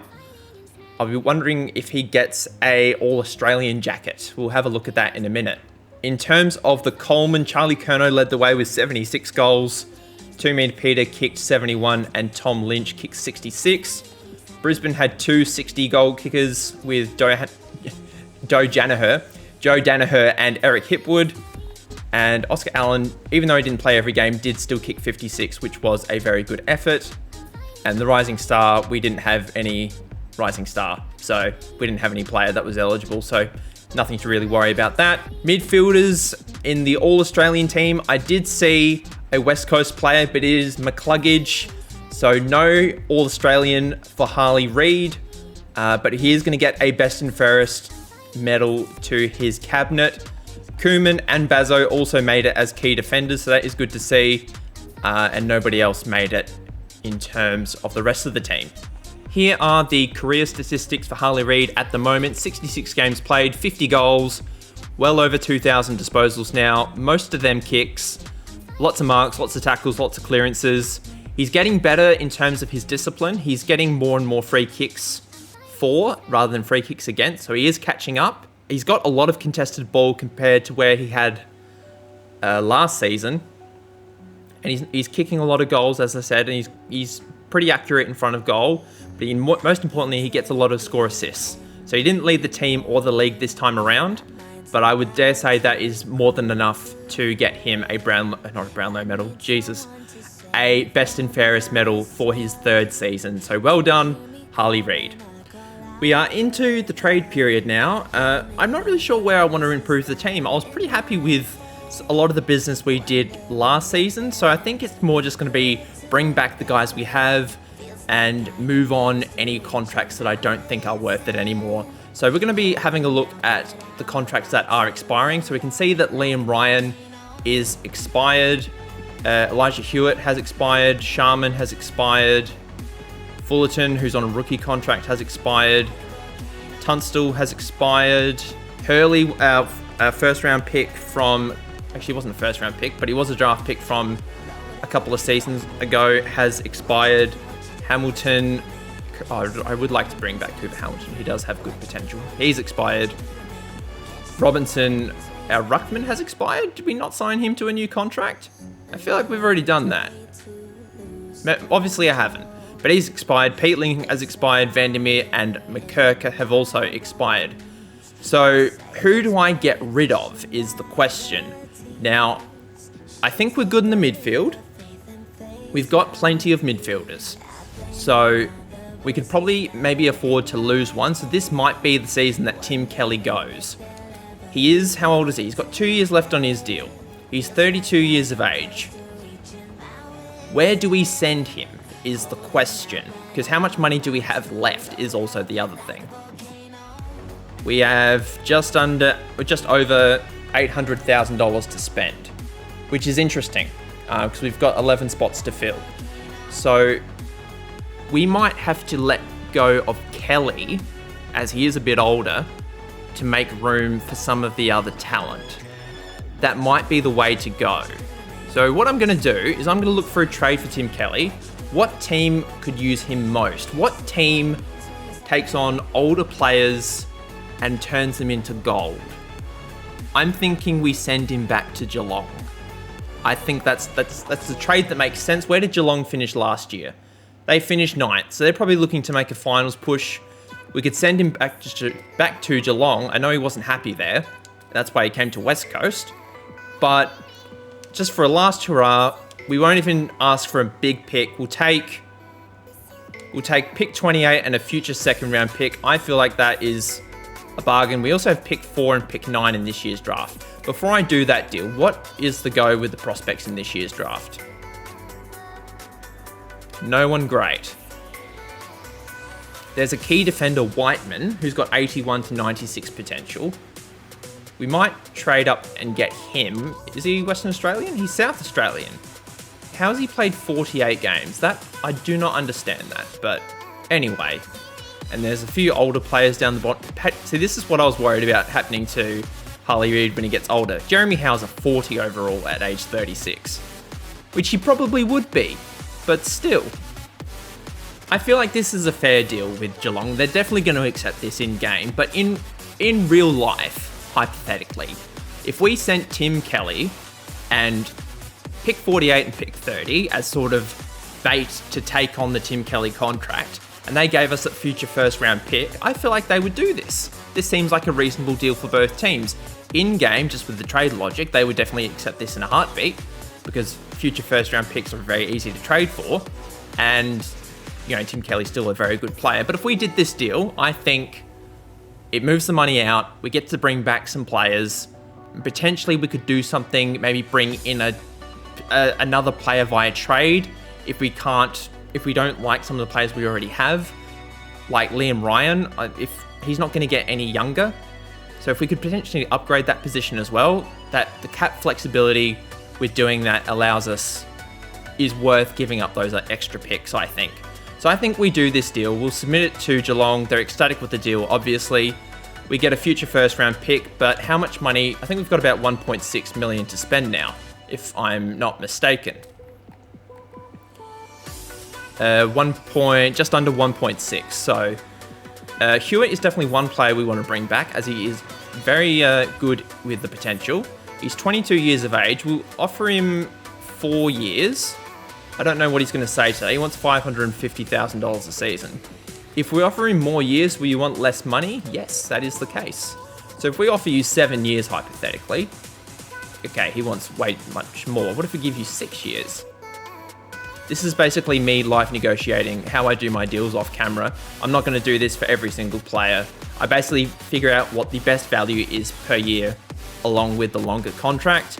But 5 years, 540, let's call it 545. I think that's a very fair deal for Elijah Hewitt. He's only going to get better, and he plays most weeks for us, most importantly, and he doesn't really get injured. So, and I think he led our team in score assists last season, if I'm not mistaken. So, and who knows, he might be friends with Harley Reid. So Harley Reid might be like, hey, let's keep this guy. He's very important to our team.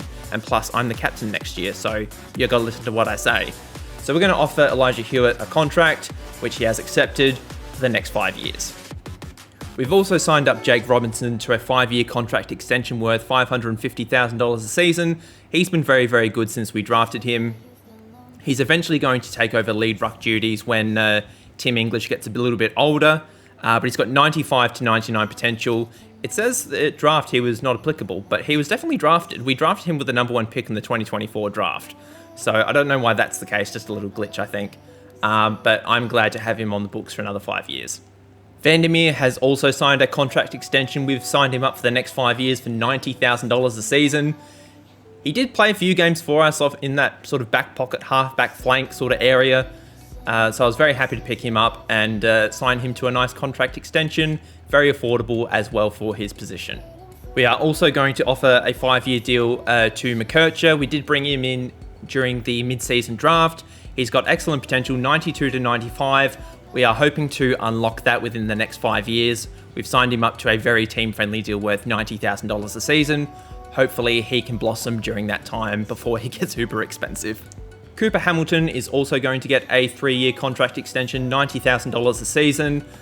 He's got, decent potential. He could grow up to an 83 overall. So we're looking for him to grow into that as, over the course of these 3 years. We're hoping he can just become a nice backup piece for us. Harley Reid says that we want to keep him. He's got excellent hair like Harley Reid. Not exactly the same hair. He's sort of got that Beatles hair, but he's an excellent piece that we're going to build around with this young midfield that we have. Contract extension for Tunstall is up next, $90,000 a season for the next 5 years. He's very happy. He's very, very happy. His morale says he's very high. Or his morale is very high. I don't know with Tunstall. I don't know what his off-season sort of antics are, but either way, we've signed him up for the next 5 years. We're going to be doing this deal with the Crows. We're going to be sending pick 4, as I don't intend to draft anybody that is super high up in the draft. I was thinking about that key defender that we were looking at, but I decided it just wasn't worth it. I like the key defenders that we have, so we're going to stick with them for now. But we're going to send pick 4 in exchange for pick 1, a future first, second, third, and fourth round pick next season. Hopefully they accept this deal. They say it's a little bit too much. What if we were to throw in pick 40? Well, actually, I want to keep 45. What if we throw in a future second round pick for next year? They say it's a fair deal. Melbourne need all the help they can get right now, so we are offering them pick 9 and pick 12 in exchange for a future first, second, and third round pick. I just want to load up on draft picks for the next couple of seasons because I don't know which players are going to come up, and I want to make sure we have enough draft capital that we can make a big splash of a trade if we need to. I also think that with all these second and third round picks, there's always going to be enough mature age talent in the draft to be able to pick up in that range as well. So we're going to be sending those picks to Melbourne. Hopefully they accept. They're insulted by the deal. That is surprising. What if we take out the third round pick? They say we're a little bit off. What if we give up a future third round pick? Because ideally I would like to keep our picks from this year. But if we give up a pick for next year, they say we're close. We'll give up another future third for next season. They're practically stealing from us now, but I don't necessarily mind it. We've got enough picks. We can give it up. And Melbourne have the number 1 pick this year, so that might be a good draft pick next year, depending on what the draftees are. But that is about it. Everybody else that is uncontracted, I plan on letting go. So that includes Liam Ryan. We might be able to pick him up in the national draft if he is still available. So depending if he is there, we might pick him up. But we're going to say goodbye to Cooper Sharman. He's done. I'm trying to think who else is out of contract. Hurley is gone as well. We ended up signing Cooper Hamilton. Peatling is going to go. He's had a good couple of seasons. It's very windy outside, so I'm sorry if you can hear that. And everybody else is under contract for a little while now. So I'm very happy with what we've done this off-season. It's been a short off-season, which is generally a good thing. We still have a bit of cap space, just over $230,000 in cap space. So we'll allocate that money to draftees.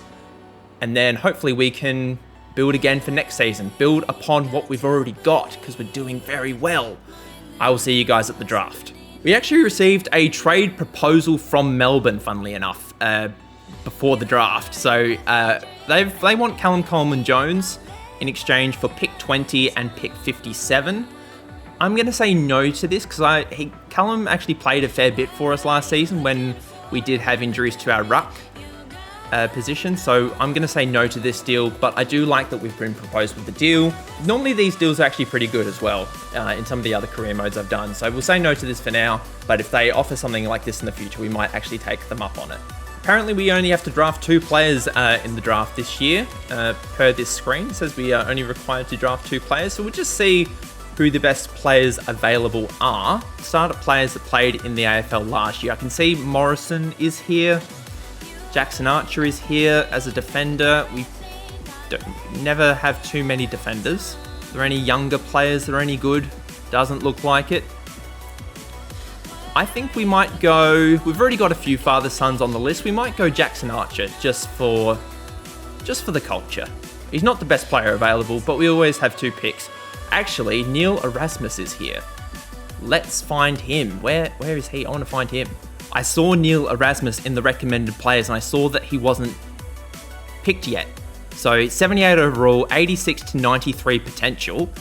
He's still very good. He got decreased in the recent update. He was 80 overall, I think, before. But he used to play for Fremantle, and he's now here. He's keen to join us. Welcome. We're now going to add Jed Walter to the list as well. I can't believe he's actually here.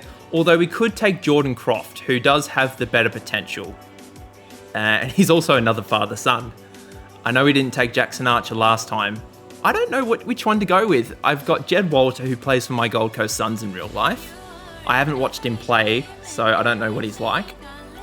I don't think he played on the weekend, actually. Or we could go Jordan Croft. Let's go Jordan Croft, because I've done a few tests with Jed Walter recently, and I haven't had the opportunity to use Jordan Croft, so let's go Jordan Croft. So as I said, fairly short national draft for us this year, only the 2 picks available, so this is going to be a very short off-season. I'll meet up with you guys at the rookie draft. Madden appears to be the best player available that played at AFL level last season. The rest of the talent is not very good. So I don't know what AFL players have been, or the AFL other teams, other GMs have been doing. But Madden is going to be welcome aboard. Who did he play for last year? Another former Western Bulldog. So we're just racking them up on the West Coast. So we're going to be drafting Madden. Nate Caddy is going to be the next pick available. He was the top pick in the 2023 draft. 90 to 99 overall potential. Hasn't really shone where he was. I don't remember. Is he St Kilda or Essendon? I think he might be Essendon, if I remember correctly. So, but he has not shone at Essendon. He's been delisted. So we're going to draft him now. There are not a lot of very good ruckmen in the rookie draft, but this guy, Thomas, appears to be the best one available. Appears to have played for Melbourne last year. Okay. Played 11 games. I don't know if he's a real player or not, but we're going to draft him. This is more just a pick for my own sort of... It's a novelty pick. We're going to pick Trent Burgoyne, who I believe is the brother of Jace Burgoyne. He's been playing for the Casey Scorpions. Casey Scorpions, is that right? I don't know. But we're going to be drafting him. He's a 70 overall. He's not very good, but we need a midfielder, and we've already got one.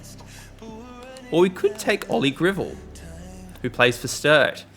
Funny story. He's never played in the AFL, but I played basketball with Ollie and against Ollie as a kid. And I think he played against my brothers as well. We used to do a whole lot of district tournaments together. Or do I draft him or do I draft Burgoyne? I might draft Ollie just for the giggles. I don't think he watches my videos, but we're going to draft him anyway. He's the last pick in the rookie draft. Welcome, Ollie, to the West Coast Eagles. Season 4 is here, and this is the team that we're going to go with. We've only got the one injury, which is to Will Powell. He will come in eventually. I don't know where he's going to come in. Probably for Jace Burgoyne, I would imagine. And then he'll go to the bench and somebody will come off the bench. So we're pretty much at full strength. I'm very happy with how we are setting up for the start of Season 4. We've obviously got the pre-season to get through, but then we're going to do the first game of the season, which I'm very much looking forward to. And then we will go from there. We have given Harley Reid the captaincy. We have relieved Oscar Allen of the pressure, but we're going to start with the back line. We've got Isaac Quainer in back pocket. Jace Burgoyne is in the other back pocket. Once Will Powell is back, that will be his position. Daniel Curtin is going to be our fullback. He's been very, very good since he came aboard. He's still a 74 overall, so we're just going to be slowly giving him more game time. Hopefully he will progress as further the series continues. We're going to have Colby McKercher starting on the halfback flank. He's a 74 overall. He's in the same draft class as Harley Reid, and Harley Reid's now an 85 overall. So if we give him the game time, hopefully he can progress. Nathan Murphy is going to be our centre halfback, and Andy McGrath is going to be our other halfback flank. We've got the best midfield in the AFL, it has to be said. We've got Ruben Ginbey, who's a 93 overall. We've got Harley Reid, who's our captain at 22. He's our 85 overall. We've got Will Ashcroft. We've got Campbell Chesser. We've got Hugh McCluggage. And we've got Timmy English as our ruckman. It does not get better than that. We've built the best midfield in the AFL. I feel like our weakest point, I said it was our strongest point last season, was our defense. I feel like our weakest point this season is our defense. Not because it's gotten worse or anything. I just feel like our other positions are so much better. Just with how they've developed over time. Our half forward line will consist of Elijah Hewitt, Sam Darcy, who's also up to an 89 overall now, and Jack Petricelli, he's an 83. We're going to give Nate Caddy some game time in that forward pocket. Oscar Allen at full forward. He's been taking the captaincy off of him. Not because he doesn't deserve it, I just want to give it to Harley Reid for the rest of the video. And we've got Aaron Cadman in that forward pocket. I don't know how many years Oscar Allen has left. We'll obviously keep an eye on that as the series goes on. But then once he either moves on or whatever, we'll move Aaron Cadman to full forward, and it'll be Sam Darcy and Aaron Cadman from there. Off the bench, we've got Jake Robinson, who's been the best young ruckman in the AFL since we picked him up with the number 1 pick seasons ago. Ben Keys, Tyler Brockman, Rhett Bazzo, and Jordan Croft as the sub. As I said, Will Powell is injured at the moment, but I don't know how long he's out for. We'll have a look in a minute. But everybody else, there are players who could get games, probably apart from Ollie Gribble. He's probably just not good enough. I've given him the number 99 just, for reasons. But everybody else is sort of in around that 78 to 83 range, where they're probably not good enough to play for this team, but they could probably get games at other AFL clubs. So we'll just wait and see what happens with those guys, but they're always there should an injury happen. Now we're going to have a look at Will Powell's injury. It says he's inactive with a hamstring avulsion. Now because he's inactive, I don't actually know how long he's out for. Hopefully it's not too long. Our preseason match this year will be up against Fremantle. It is at Fremantle Oval, which I'm assuming is in Fremantle, but I don't know exactly where it is or what it looks like. But hopefully we can get a win here. Anytime we win a derby match, even if it is in preseason, is good fun. We win by 38 points as we kick 6 goals to 4 in the final quarter. I don't see any Harley Reid action. That is okay. I'm more concerned about him being good in the regular season. We do have an injury to Andy McGrath, unfortunately, off that half back line. So we will look to bring somebody in. Who do we bring in? We're going to bring in James Madden. So we'll put him on the half back. We'll have a look at how long Andy McGrath is out for, and then we will go from there. But I forgot to mention before, with the departure of Tim Kelly, we've been able to move Campbell Chesser into a starting position, because before he was sitting on the bench, sort of when Ginbey would go out, Chesser would come in and play on the wing. But now that Tim Kelly is not there, we're able to play Campbell Chesser in that rover position where he's going to be a lot better for it. Andy McGrath's only out for a fitness test, so he's not going to be out for very long. That is fine. First match of the season is at Optus Stadium against North Melbourne. How do we go?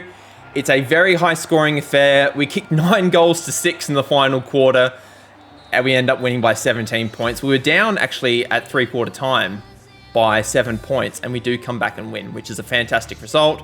Harley Reid in his first game as captain gets 42 touches, but the Brownlow medal votes probably go to Cadman, who kicked 6. So very good result from round 1. I will see you guys at the mid-season draft. We're currently top of the ladder, which isn't saying much because half the league hasn't played yet, but I'll be back at the mid-season draft. Oh, it was going so well. Oh, I feel sick.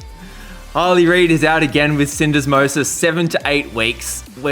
It's round 6, it's gather round. We're unbeaten.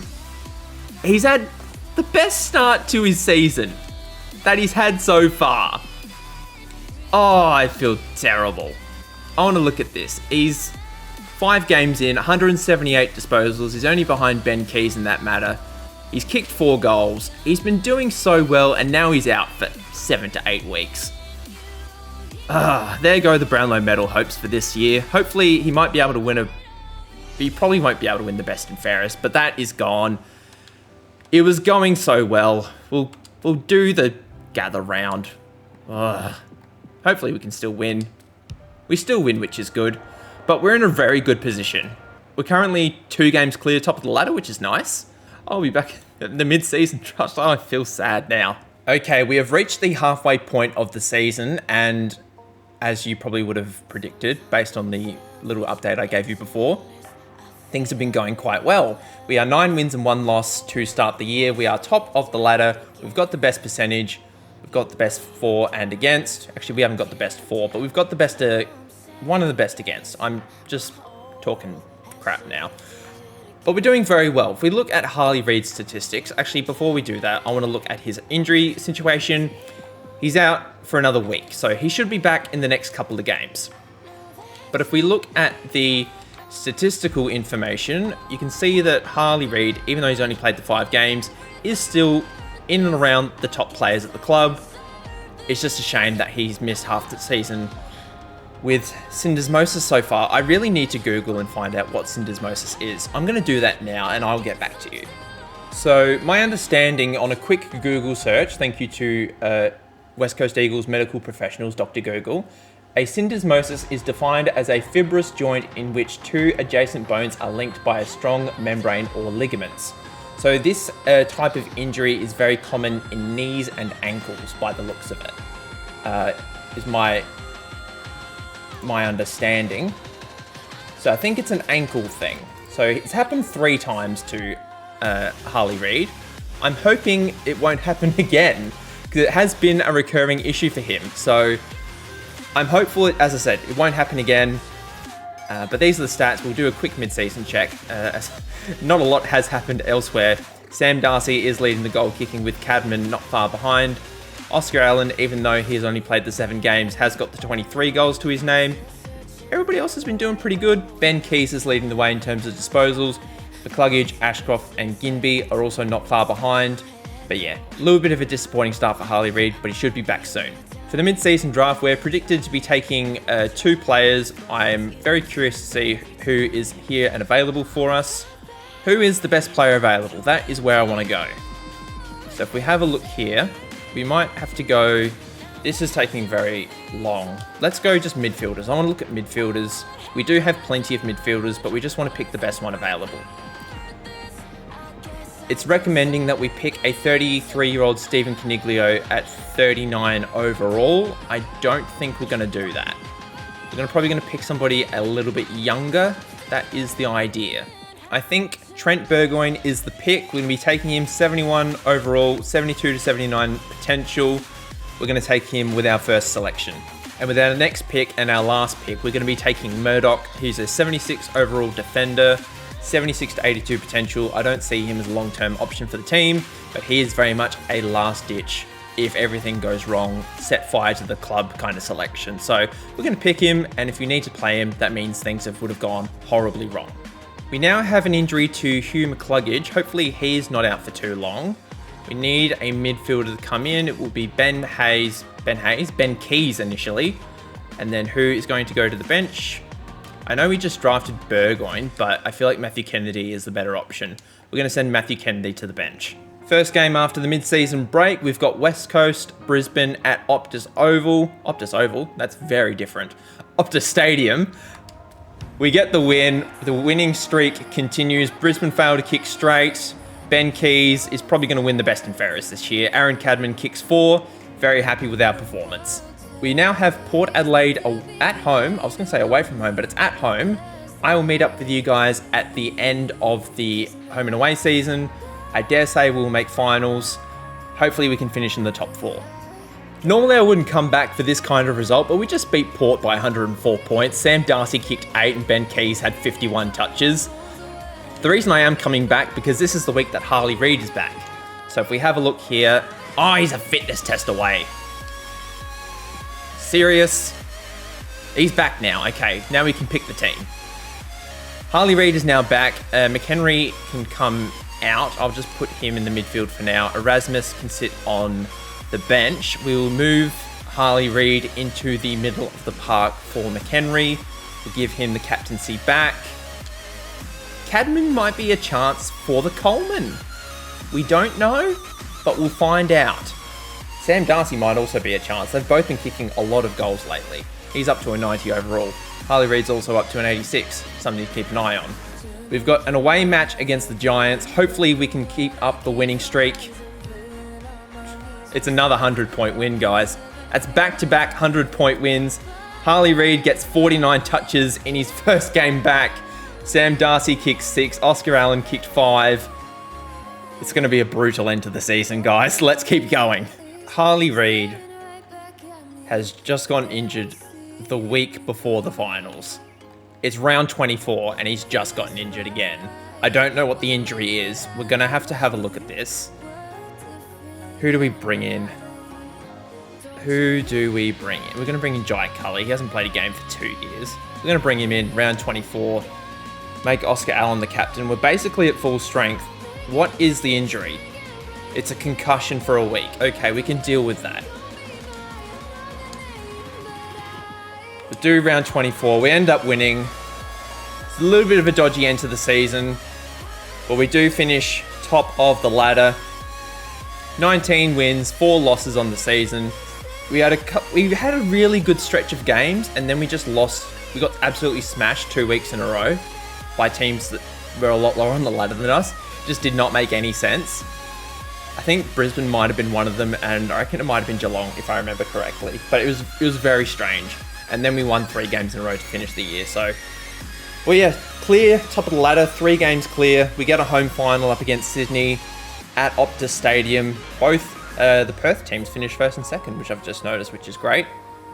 Gold Coast there in 6th. I think they were top of the ladder last season. So, poor Melbourne, wooden spooners for the 2nd year in a row. So, yeah, not great for them.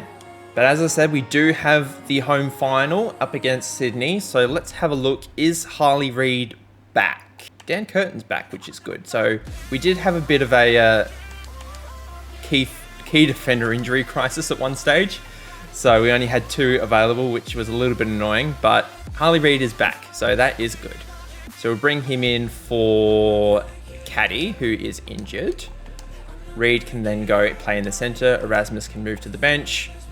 Reid gets the captaincy back. I think we're basically all good. I know, what's his face? I can't think of his name. Chesser is injured.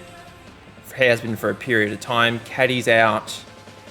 Hamilton's out, but he wasn't playing. Croft is out. He wasn't playing. Kennedy might have gotten a game. Power's out. So we've got a few injuries, but it's not absolutely terrible. So we should be okay. We've still got a fairly strong team on the park. Can we get our first finals win of the series? We're yet to get one in the 4 seasons that we have played. We still don't have one. We go to a semi-final. We have a home semi-final now. Sydney kicked 10 goals in the 4th quarter to win the game. We were up by 1 point at 3/4 time. They kicked 10 goals to 3 in the final quarter. Harley Reid did okay, got the 34 touches, but we were just not good enough. We now play Richmond, who finished in 5th, so they are the highest finishing elimination finalist. Ashcroft is now injured, so we'll bring in Erasmus, who can play on the wing. Who are we going to bring in for Ashcroft? Will Power's back, so we might actually just do that and play Will Power in the back pocket. Burgoyne can come out.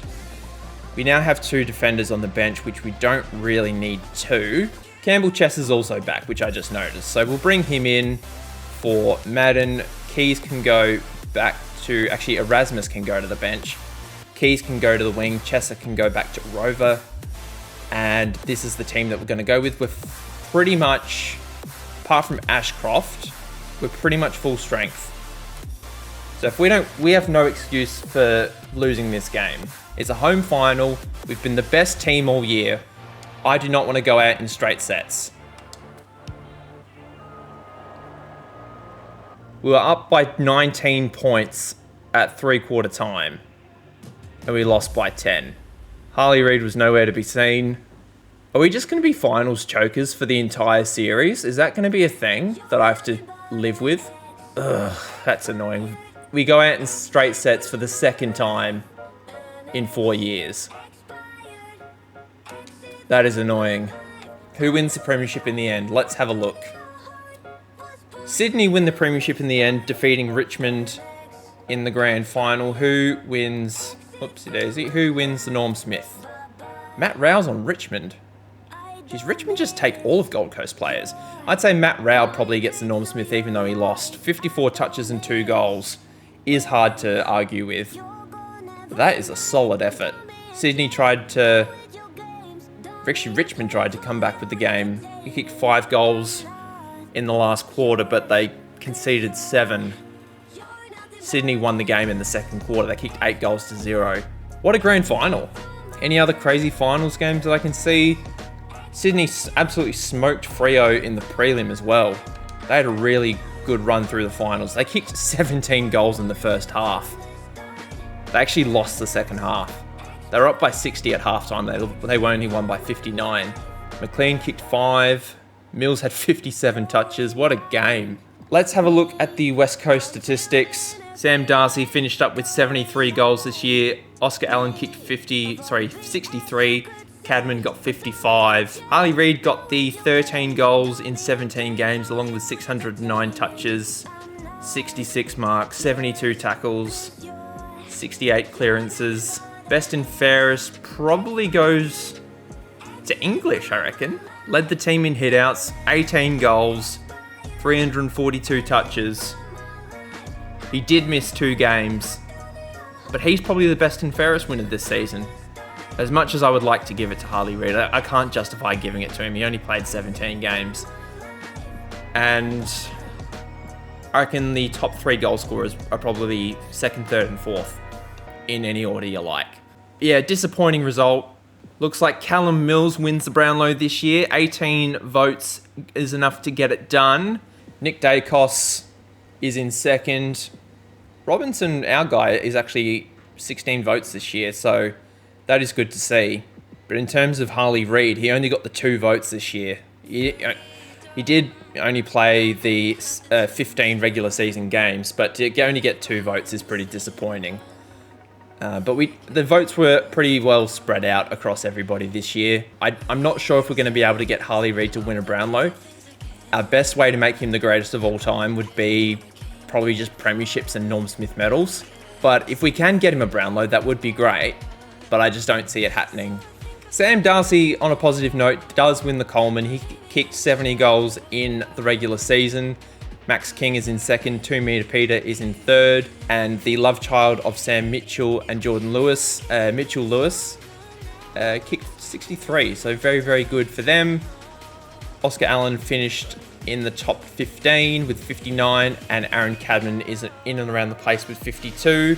Rising star was actually not a ruckman, surprisingly. That went to Hancock of Collingwood. Only 4 rookies, it looked like, played this year. So the votes were pretty evenly distributed. And as expected, no All-Australian blazer for Harley Reid this year. Yeah, he just didn't play enough games, but he plays in a position where it is the easiest to get an All-Australian blazer. There are 6 midfield spots. He just needs to get 1 of them.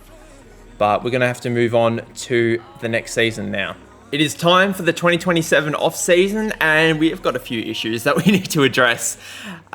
Poor Andy McGrath has regressed all the way down to a 67, and there's a little bit of a bug in the game. I don't know why it's happened. If we go to this screen here, it says he's still 25 years of age. We're in the year 2027. And obviously, if he's born in 1998, he is not 25 years old. So he's 29, I would say. But he's all the way down to a 67. So we're going to be moving on from his contract at some point during this off-season. I'm not sure. We might send him back to Essendon. I don't know. But he's going to get off of this team so we can create a little bit of cap space for the rest of our team.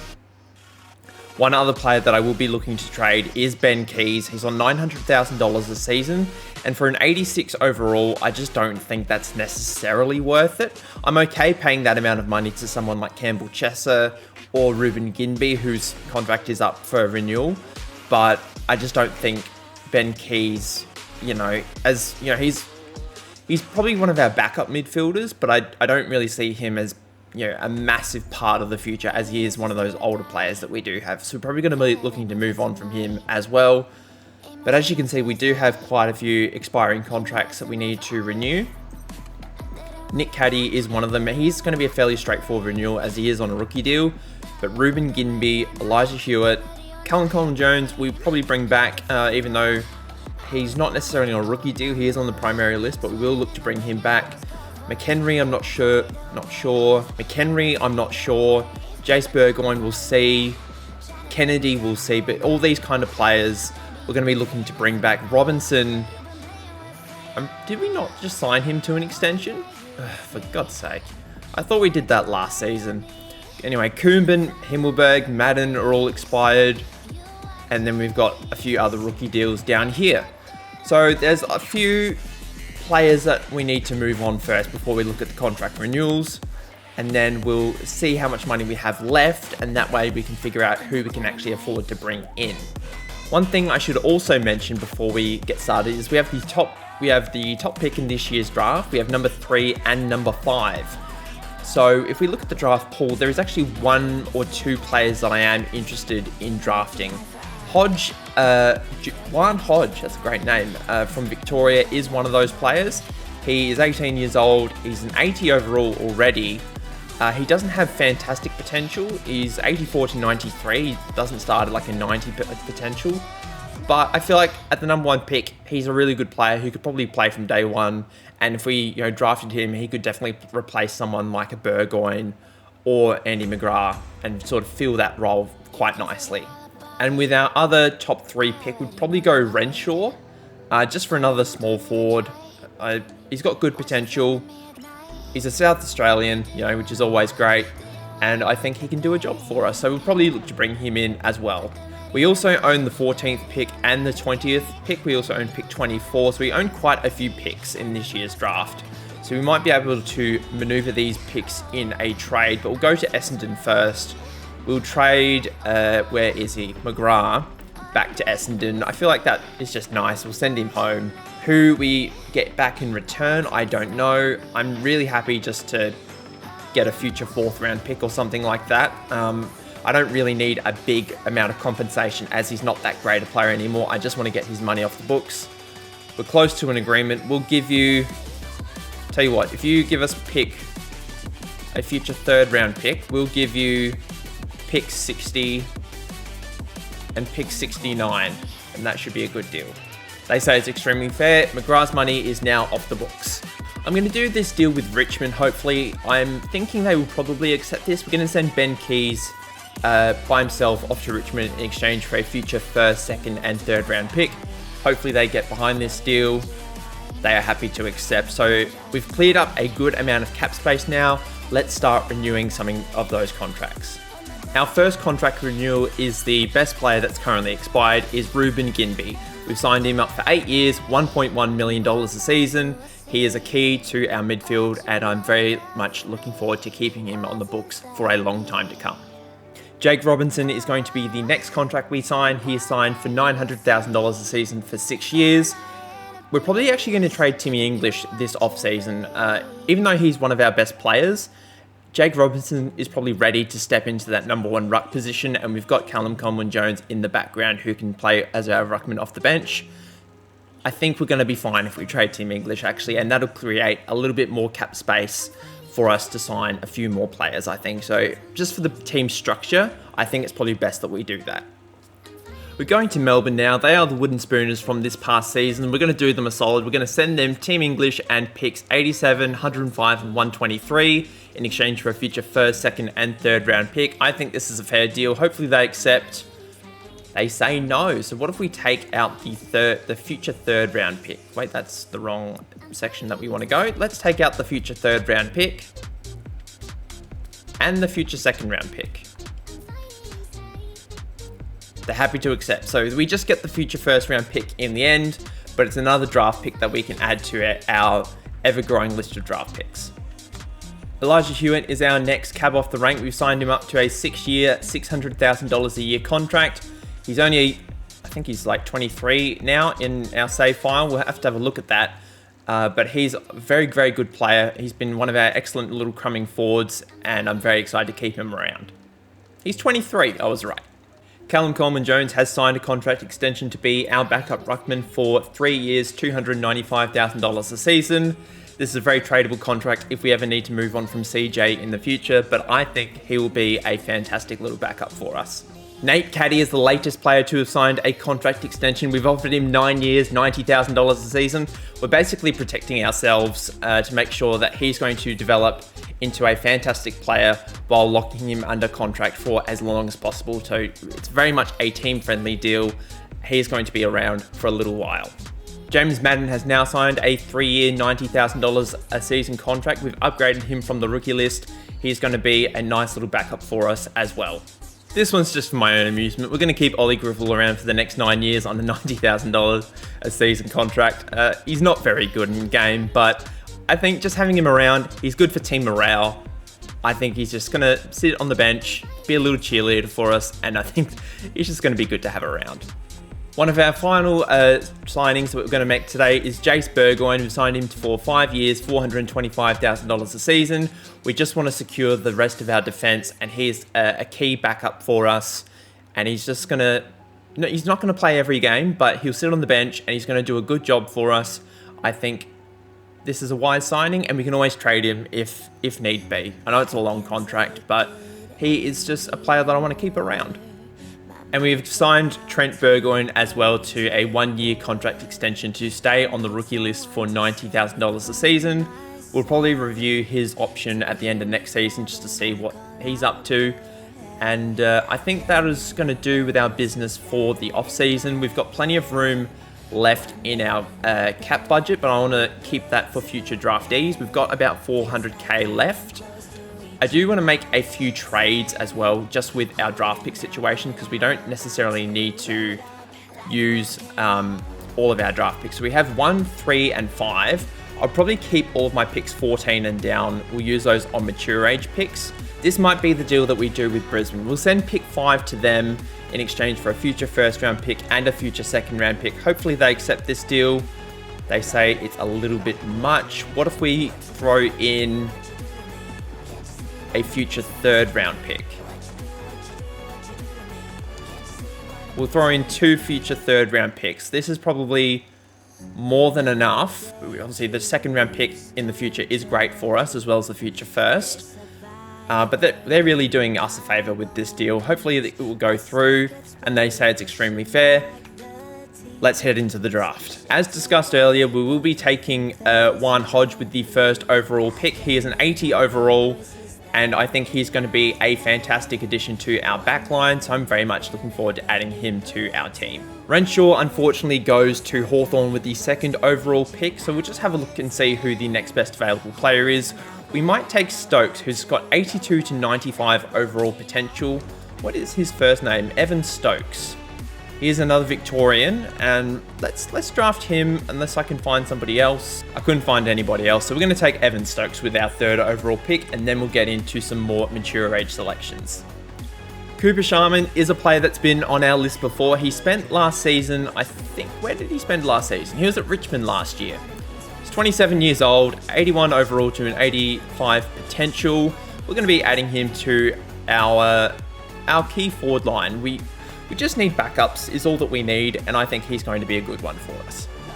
We're going to be taking Grant now as a backup ruckman. I don't know what his first name is. Sam Grant. He looks like he's playing in Carlton's reserve side last season. He's 24 years old, 73 overall, just a nice backup ruckman. I don't anticipate him playing many games, but he's going to be there if we need him.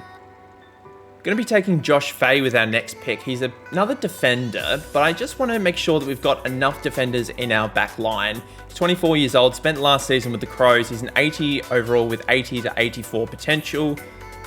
He's also going to be a good trade asset should we need to trade him in the future. Lastly, we're going to be taking Diego Austin. He spent last season at Collingwood. He's only a young player, 19 years old, 71 to 79 potential. He's a tagger. We don't have many taggers, so I just think he feels a need that we don't actually have. So we're going to welcome him aboard with our final pick of the rookie draft. Then we will finally get into season 5. Okay, this is the lineup we're going to go with for the upcoming season. Basically, we're at full strength. There is a few injuries to some lesser known players. Diego Austin, one of the players we picked up in the rookie draft, is injured. Jace Burgoyne is injured, and Evan Stokes, one of our He was the number 3 overall pick, I believe. He is currently injured, but everybody else is healthy, which is great.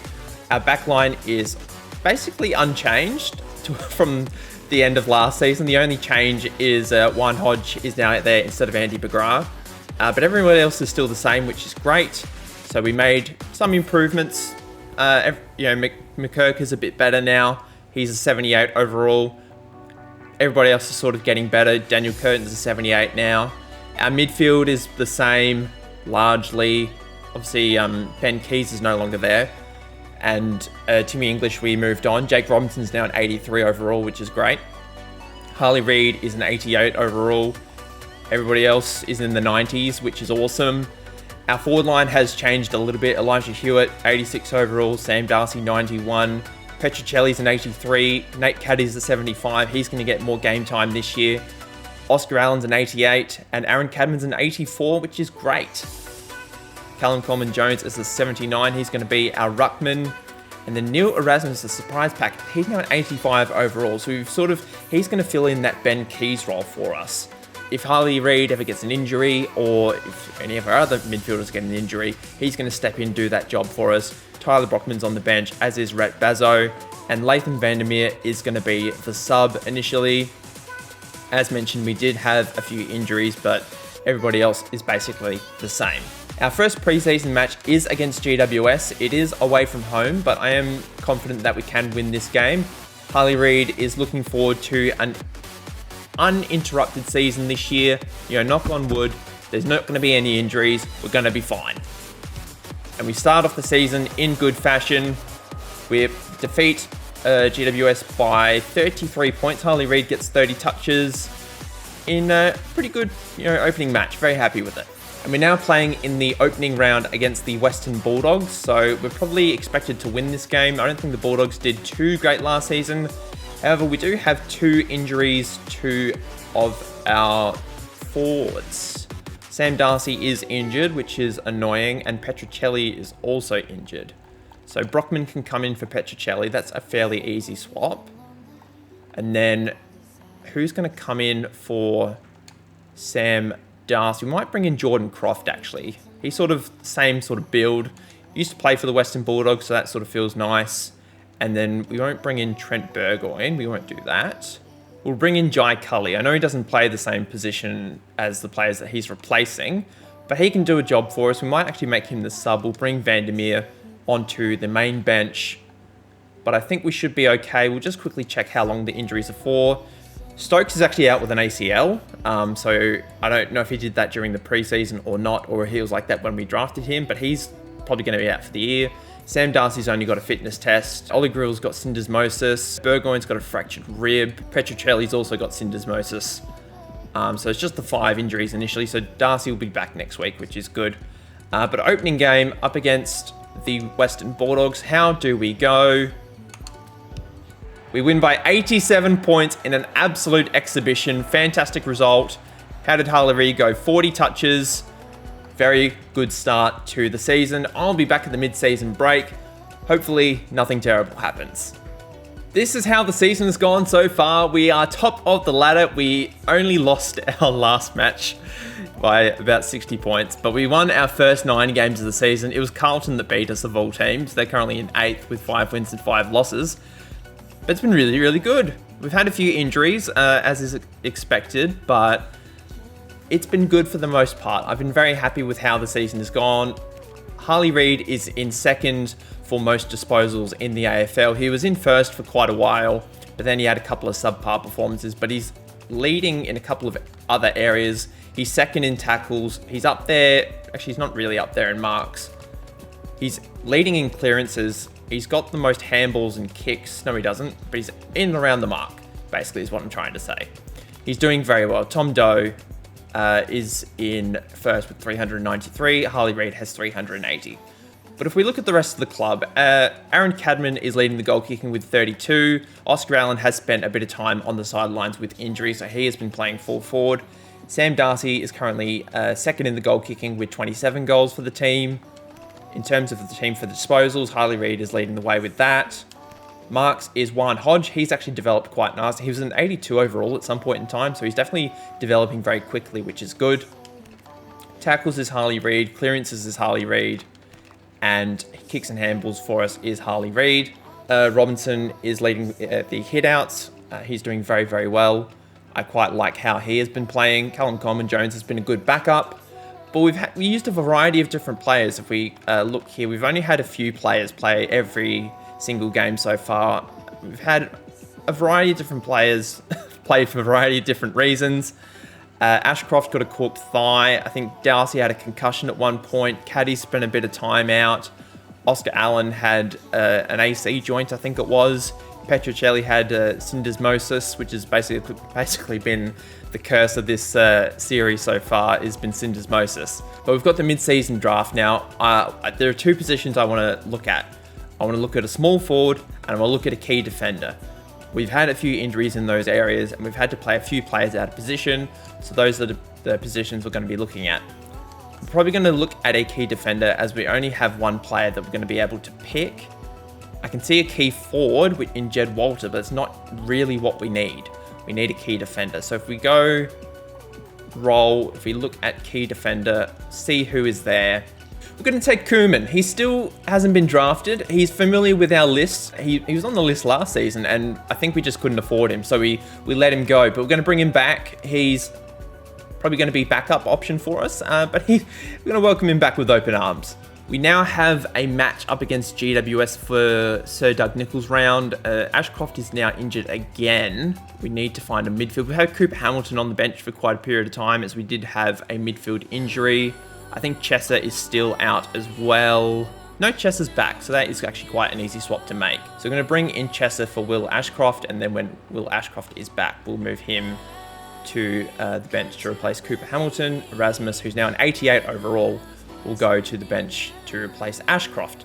But yeah, Juan Hodge, the number one pick, has been very good. It says he's played 56 games, just ignore that. But he is now an 82 overall. I've been very happy with his work. McKirker's a 79. Daniel Curtin's up to a 79. So we're all developing very nicely. Oscar Allen's now back. Jordan Croft's been playing a bit. You know, this is an example of one of the players who had to play out of position. Cadman, I normally play in the forward pocket anyway. But Jordan Croft had to play him in a forward pocket because we had an injury to Petrocelli. Elijah Hewitt's, I think he's been okay, Elijah Hewitt. But we can actually bring in Tunstall to play in the forward pocket now. I don't know why I wasn't doing that before. So we have Jordan Croft on the bench. Nate Caddy is back, which is why when he was injured, he was in the forward pocket. Jordan Croft can move out now. Tunstall can go to the bench, and Caddy can play in the starting lineup. I think that will just about do it for now. But yes, Optus Stadium awaits us. Sir Doug Nicholls round. Can we get a victory? Good Lord Almighty. We kicked 33 goals, 9. Harley Reid had 41 touches. Caddy kicked 6 upon return. That is a ridiculous result. We're on the hardest difficulty still. That's crazy. I can't believe that's a good percentage boost. Happy days. But yes, apparently it's still Sir Doug Nicholls round, so we're going to continue till the end of the season. I'm going to do this in the background. I'll catch up with you guys once the season ends. We have reached the end of the 2028 regular season, and we have finished in first once again. I've been very happy with how the team has played. We've only lost one game recently. We did lose a few games towards the back end of the middle of the season. Sorry, the front end of the middle of the season, if that makes sense. But we've won 4 of our last 5. We're doing very well. We've got the best percentage in the AFL and the best defense. I've been very happy with how we've played. I believe we have Port in an elimination final now, so that will be a very interesting match. I'm optimistic that will be okay. Last time we were in this situation, we went out in straight sets. We went straight out of the finals, and we're actually yet to win a finals game in this video. So I'm hoping to turn that around today. We are, I think, 0-5 in finals games. So we're hoping to win a few today and get ourselves a premiership for a certain Harley Reid. Premiership captain would help out his Hall of Fame career. You know, that is a goal that we have set for Harley. He's a 90 overall now, so he's right, entering his prime. He's played over 100 games now. He's definitely one of the more experienced players on this team. Jace Burgoyne is currently injured. Actually, Will Power's back. We'll bring in Will Power. He can sit in the back pocket. Is Quainer back? No, he's not. Is there anybody else I want to bring in? I don't think so. Well, CJ's back. We'll bring in CJ. He's been injured for a little bit. We'll put him back on the bench as our ruckman. He is a Port Adelaide supporter in real life, so hopefully he doesn't, match fix or anything. I don't really know if that's a thing in AFL. I know it is in cricket, but anyway, finals game, qualifying final. If we lose, it's not the end of the world, but obviously I would like to win, get us through to a prelim final. How do we go? We're on the board for the finals win. 42-point winners in the end. We were up by a lot more, actually. We were up by 52 at three-quarter time, but we ended up winning by 42. How did Harley Reid play? Got 32 touches, so not best on ground, but still a very good display. We've had the week off. We now play GWS, who finished the season in 7th. So our odds of going through to a grand final are quite good. McKerker is injured, unfortunately. I don't know how long he's out for, but he is injured. Josh Fay will come in. We'll have a look at McKerker's injury in a minute. Jace Burgoyne is back, so we might actually start Burgoyne instead of Fay. We'll do that. Hodge is up to an 83. Murphy's an 83. Curtin's an 81 now. So he's starting to come along quite nicely. And every member of our midfield, apart from Robinson, is over a 90 overall. So I very much like how this team is looking. Apart from the injuries to Quainer and McKerker, we are basically at full strength. So very happy with where we're at currently. We'll just have a look at our injury situation at the moment. McKerker's out with a fitness test. That's not too bad. Stokes has got the ACL, which we knew about. Tunstall's got a fitness test as well, so should we make the grand final, he will be back. Whether or not he plays, we'll wait and see. Whiteman, he hasn't really played that many games for us this season, so he's played the odd one here and there, just depending on how injuries have treated us, but he's not in my best team anyway, so I'm not too worried about that injury. Quainer's got a dislocated shoulder, so he's going to be out for probably the rest of the season. I don't see him coming back. Croft's got an Achilles rupture, which I didn't actually know about. I feel like I knew about the Quainer dislocated shoulder, but I didn't know about the Achilles rupture for Croft, which is unfortunate. And everybody else is healthy by the looks of it. West Coast, GWS at Optus Stadium. How do we go? It's a prelim final. 83-point winners. We're in the grand final. Harley Reid, I can't see your name, but I'm not too phased. As long as you perform on grand final day and we win, that's all I care about. Who are we up against? St Kilda. Okay, they finished in second. They've been the second best team all season. They drew a game. I don't know who it is against. Poor Melbourne is just so far behind everybody else, I've just realised. That's like their third wooden spoon in a row, and I think we own their pick this year. Okay, so Bazzo is injured, so we're going to bring in Koeman for him. And who else are we going to bring in? McKerker is back, so we might bring him in for Fay, and then Burgoyne can go to the bench, McKerker can go to the halfback flank, Powell can go back pocket, and Madden can start on the bench. I like where we're at. We're basically at full strength minus a few. Geez, Erasmus is up to 88 now. He's really been impressive for us since he came across from Fremantle, which actually they delisted him, so we didn't actually trade for Erasmus. We picked him up in one of the drafts. But yeah, we're basically at full strength. Hopefully, St Kilda, they haven't won a grand final for a long time. They've only won one in 1966, all those years ago. West Coast haven't won one since 2018. I think that's the most recent year they've won a grand final. It's been tough years for West Coast. It's been tough years for St Kilda as well. Who is going to win?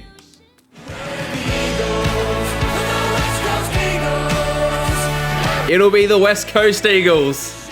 Harley Reid is a Premiership player.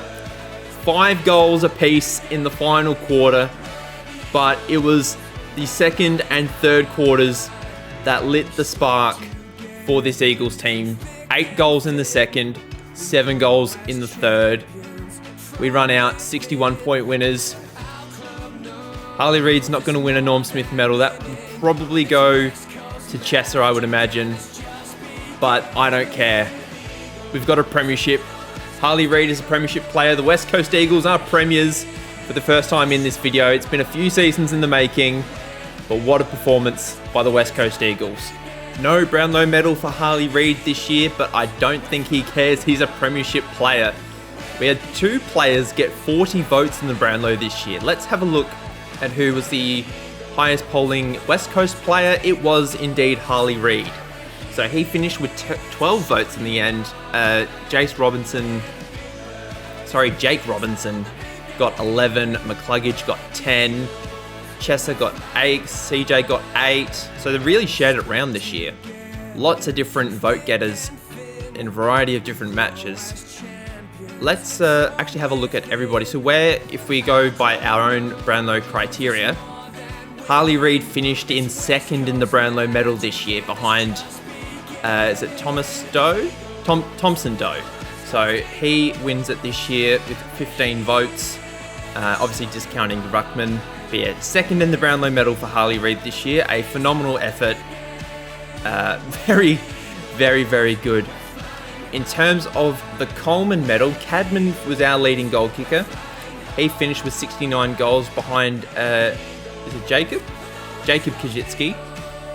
I keep wanting to say Justin Kajitsky whenever I see the initials J Kajitsky. Charlie Curnow finished in 2nd, Max King in 3rd. We also had Sam Darcy in the sort of the top 15. Oscar Allen probably missed a lot of games this year. We'll have a look at his stats later.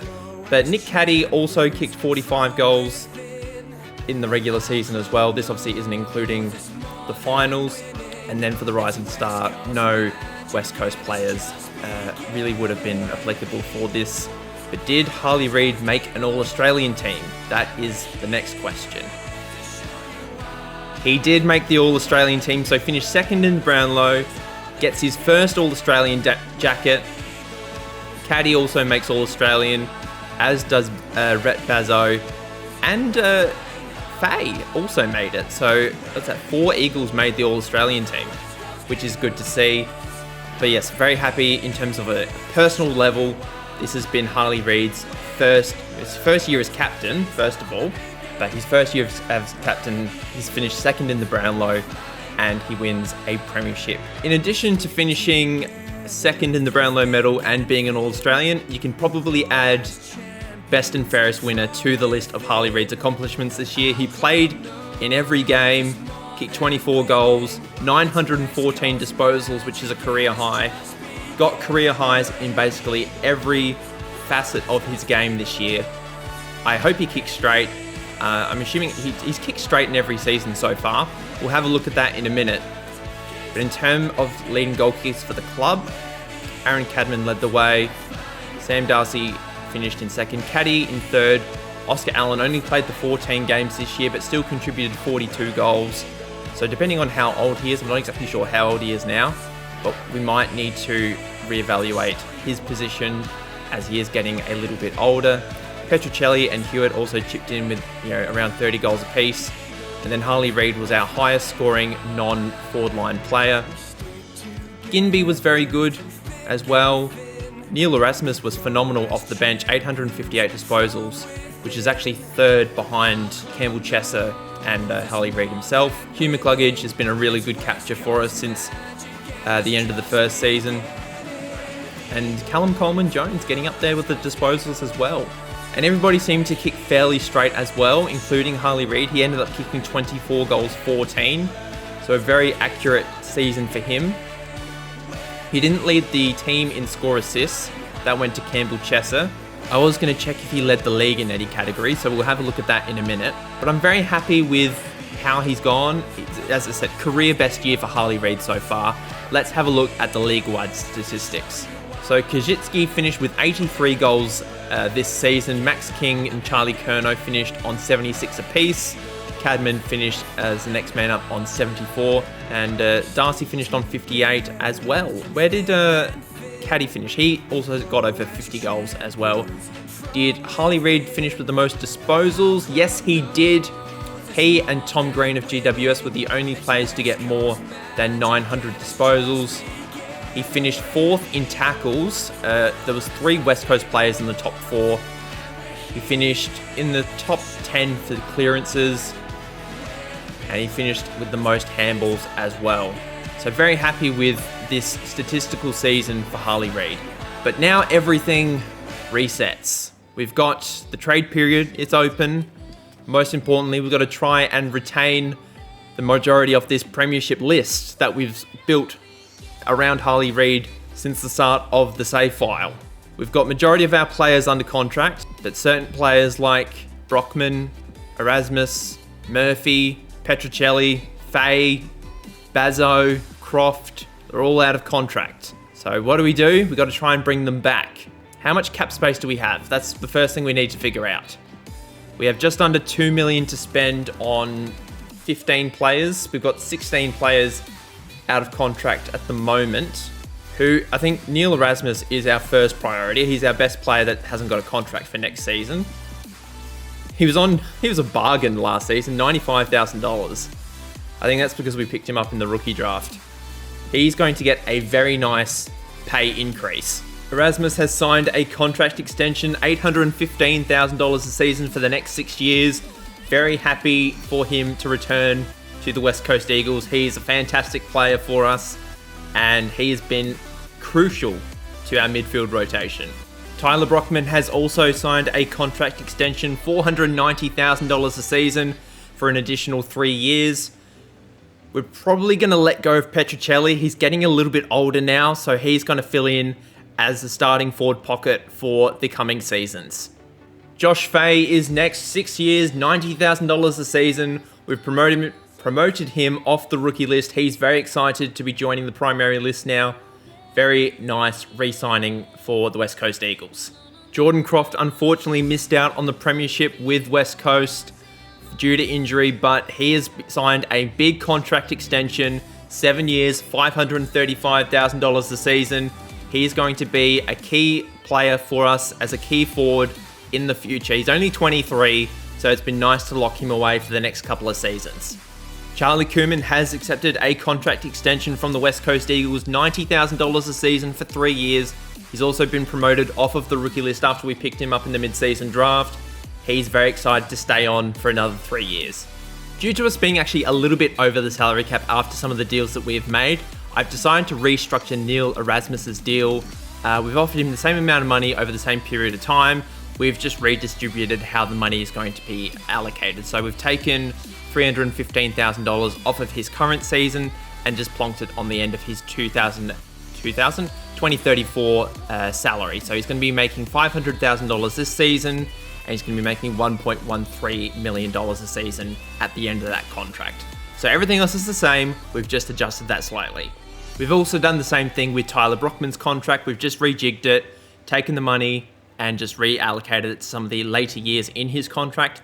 So he's still making $490,000 a season. He's just making less money in the short term, more money in the long term. As you can see now, we do have just a touch under $200,000 left in the budget. We're going to be saying goodbye to a few players, including Mr. Murphy. We're going to be saying goodbye to him. Says he's contracted for another year, but don't believe it. Actually, it says he's contracted to 2030, but I don't remember re-signing him, so I might actually be... Am I tripping? Did I just re-sign him and not realize it? I don't remember. Anyway, we're going to be saying goodbye to Knight. I don't think he ever played any games for us, but you know, he's going to be delisted. Whiteman is also going to go. Petrocelli is going to go. He's been a good servant to the club, but we can't afford him anymore. His money is needed among other players. Jeffrey, he's been a good backup ruckman. We've never actually needed to use him. Actually, that's not true. He played one game and he got 51 hit out, so that was really good. Faye, we've re-signed. Austin, I don't think he ever played, which is probably a good thing. He's a 72 overall. In saying that, that's what Harley Reid's overall was at the start of the video, but he's obviously a 90 now. But Austin, we'll say goodbye to you. Dodd, he's been on the club's list for a couple of years now. We're just going to delist him now. Bazzo, we're going to let go. We're going to be trying to pick up a key defender in the draft at some point. I don't know how that's going to go. I don't know who's out of contract or anything. Hansen, we're going to say goodbye to him. Thomas, we're going to say goodbye to him. Trent Burgoyne, we are going to say goodbye to. We might pick him up again in the draft depending on who's there. And Koeman we have re-signed, which is great. Now that the trade period is now open, we can have a look and see what draft picks we have available to us. Looks like we have pick 1, 8, 16 and 18 in the first round. We also have a host of second and third round picks to use. I wouldn't mind loading up on some more second round picks and trading out of the number 1 pick, because I've had a look at the national draft pool and it's not very good. So we're going to be trying to trade out of our draft picks. We're going to be trying getting pick 51 and future second, first and third round pick. I don't know why I said it backwards. We're going to be trading pick 8 and pick 1 in the draft. We're getting a few picks in the future. Hopefully Adelaide say yes to this deal. They're ecstatic with the proposal. It's fine. We're never going to use the number 1 pick for anything. So to get some picks that we can allocate to next year, it's a good deal for us as well.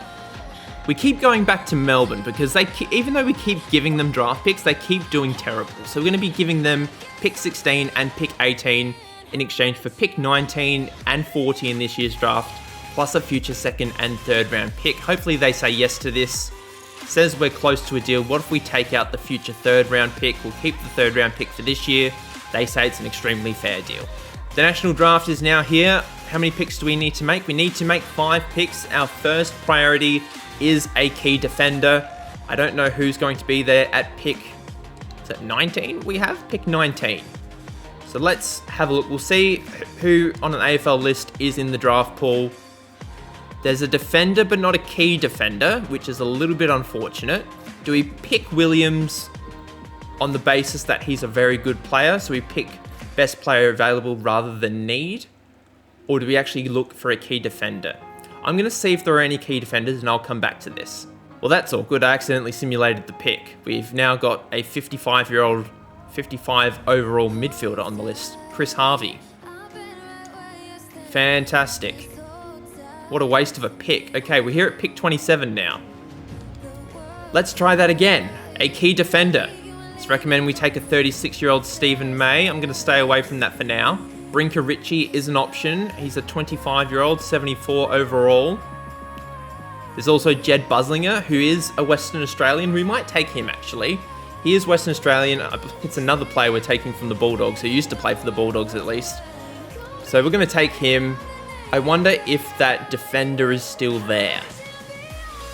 He is still there. Williams. We're going to take Williams now. We also have pick 39 and pick 40, but let's just take best player available. A lot of old heads in this section of the draft. A lot of 34 and 35-year-old players trying to get back on an AFL list. But yeah, this is generally why I don't show all of the draft, because there is a lot of terrible players in the draft pool. Cofield we could take, but we just drafted a defender. We probably don't need another one. After letting go of Petruccelli in the off-season, I decided we should probably target a forward in the draft. I have no idea how to say this guy's surname. Hiwago Paul Ue? Oe? I don't know. Oh, I just clicked out of it. That was a mistake. Okay, I found him again. He's here. I think we're going to take him. He seems like the best small forward available. Seems to be a nice live wire kind of player. Let's draft him. And then I forgot we had back-to-back picks, so I was going to skip forward and see what we could pick. But yes, we have back-to-back picks. So let's maybe take a younger player with a bit of potential. We've got a defender. We've got a small forward. We've got a key defender. We don't really need another key forward, so maybe a ruckman would be a good idea. But there is not a lot of very good players in the draft anymore. Mills, he's a younger player. He's a 70 overall, but he's not a ruckman. Jed Walter, he's not a ruckman, but he's got good potential, and he's probably the best player available in the draft. So let's draft him.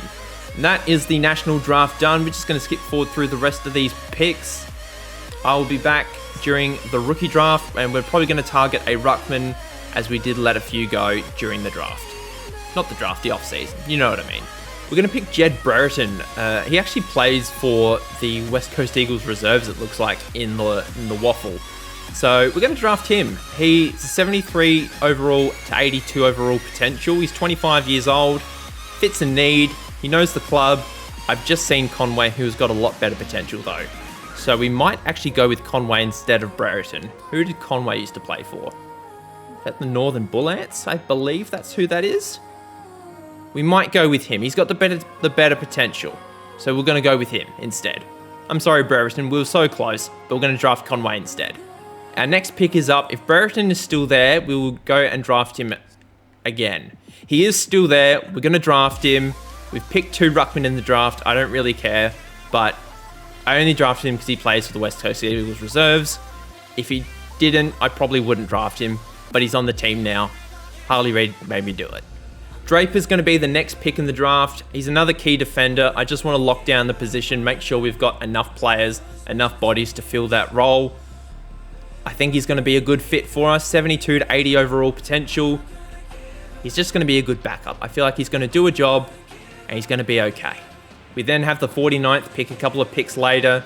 Are there any good AFL level players left?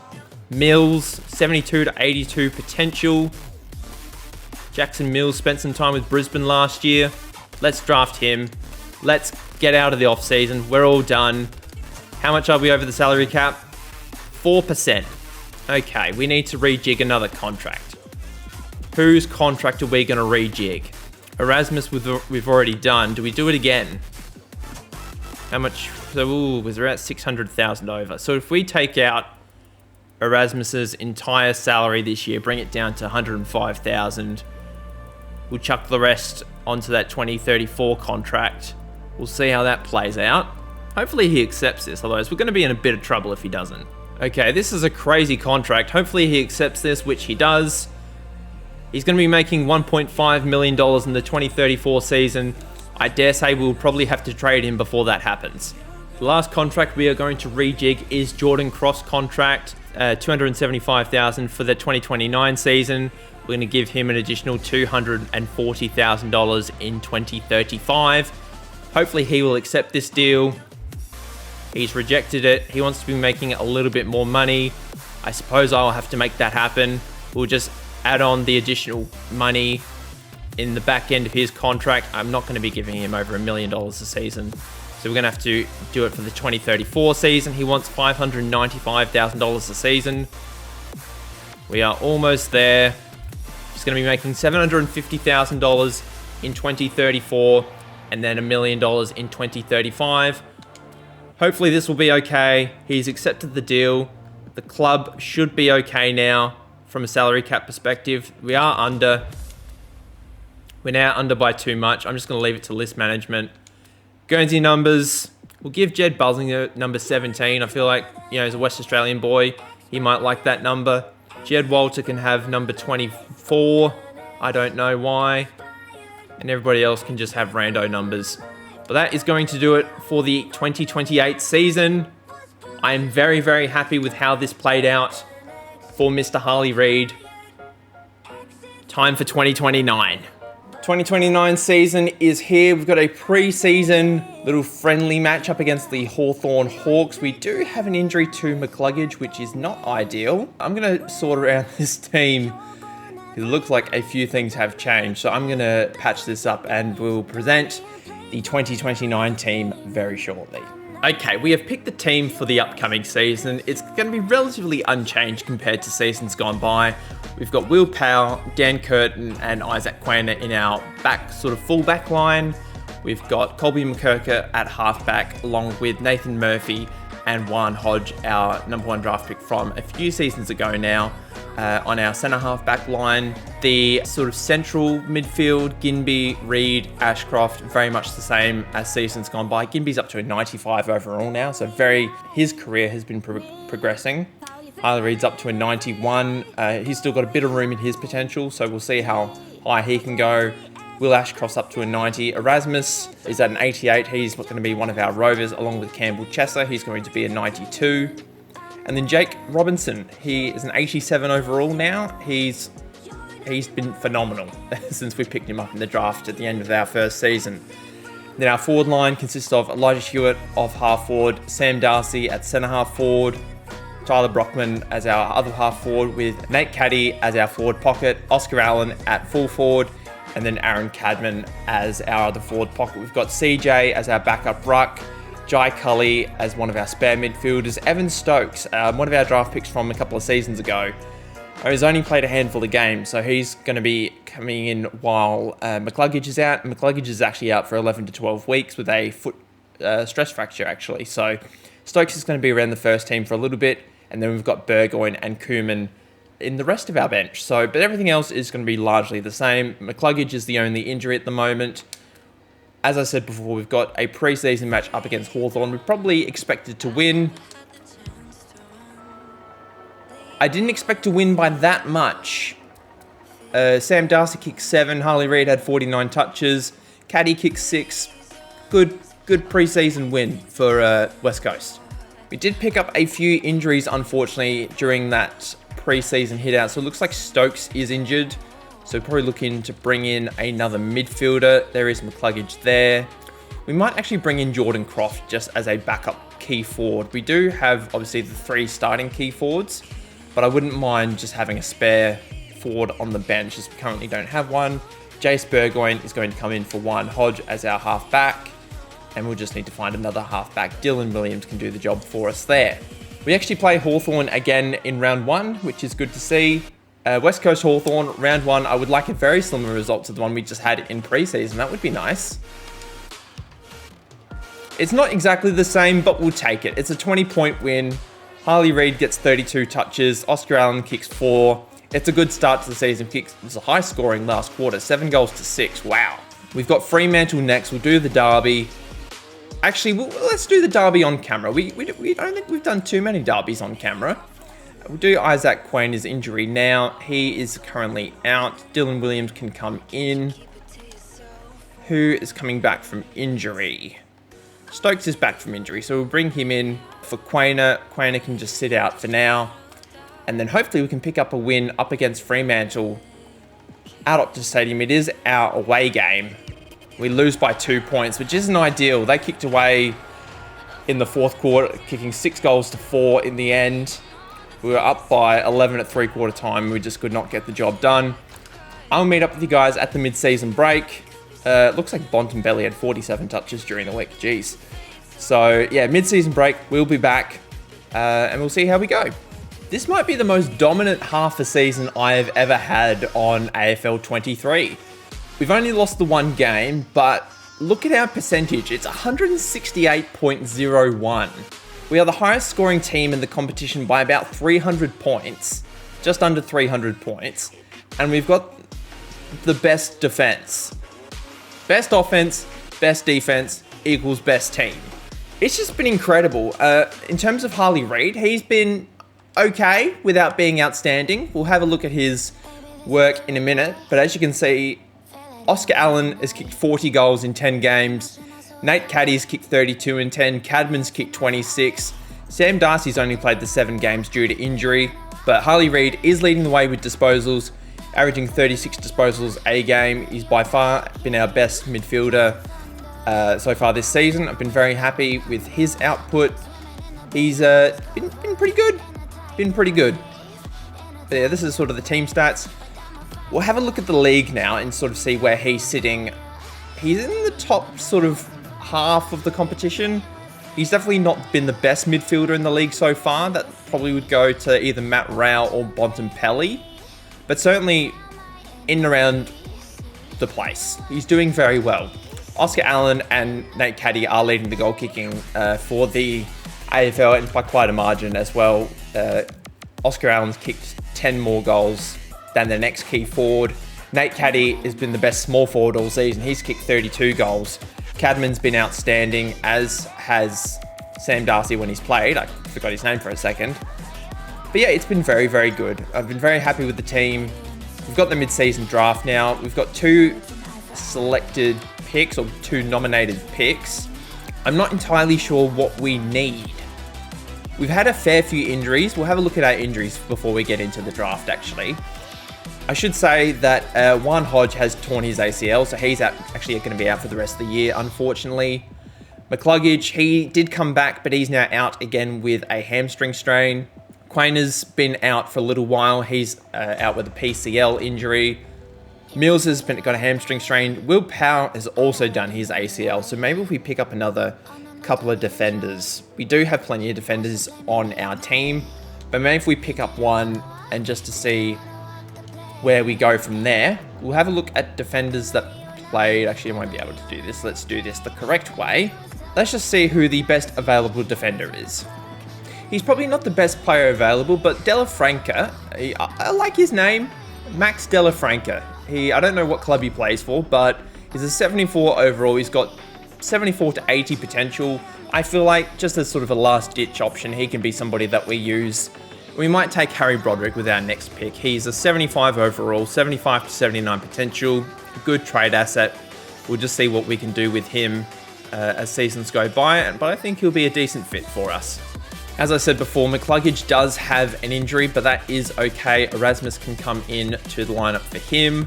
Stokes is currently the sub. I didn't actually look at Stokes' statistics, so we might actually have a look at that in a minute. Jordan Croft can come in. I know we have two key forwards on our bench. We might actually make Jed Walter the sub, and then we'll move Stokes into the bench unit. But we're playing Port Adelaide. They've got the same record as us, 9 wins, 1 loss.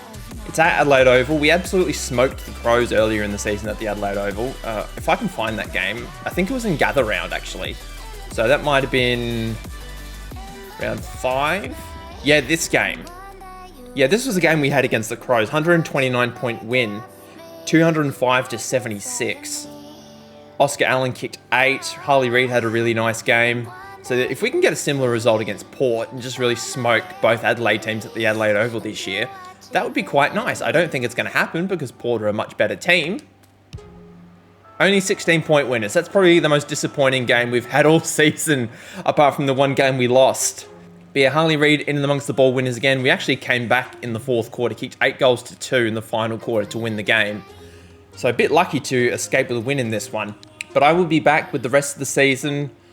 I dare say we will make finals, but we're going to be pushing towards back-to-back premierships this year. I'm very excited for what the rest of the season has in store for us.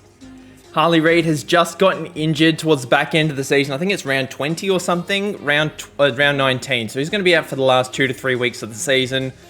We've just actually lost a game. I don't remember who it was against, but it might have been Melbourne? I don't know. Literally, who was it? It was Melbourne, I was right. So the team that's been perennial wooden spooners for the last couple of years actually beat us. So we're currently 15 wins, 2 losses, still doing very nicely. But we're going to be without Harley Reid for this last portion of the season.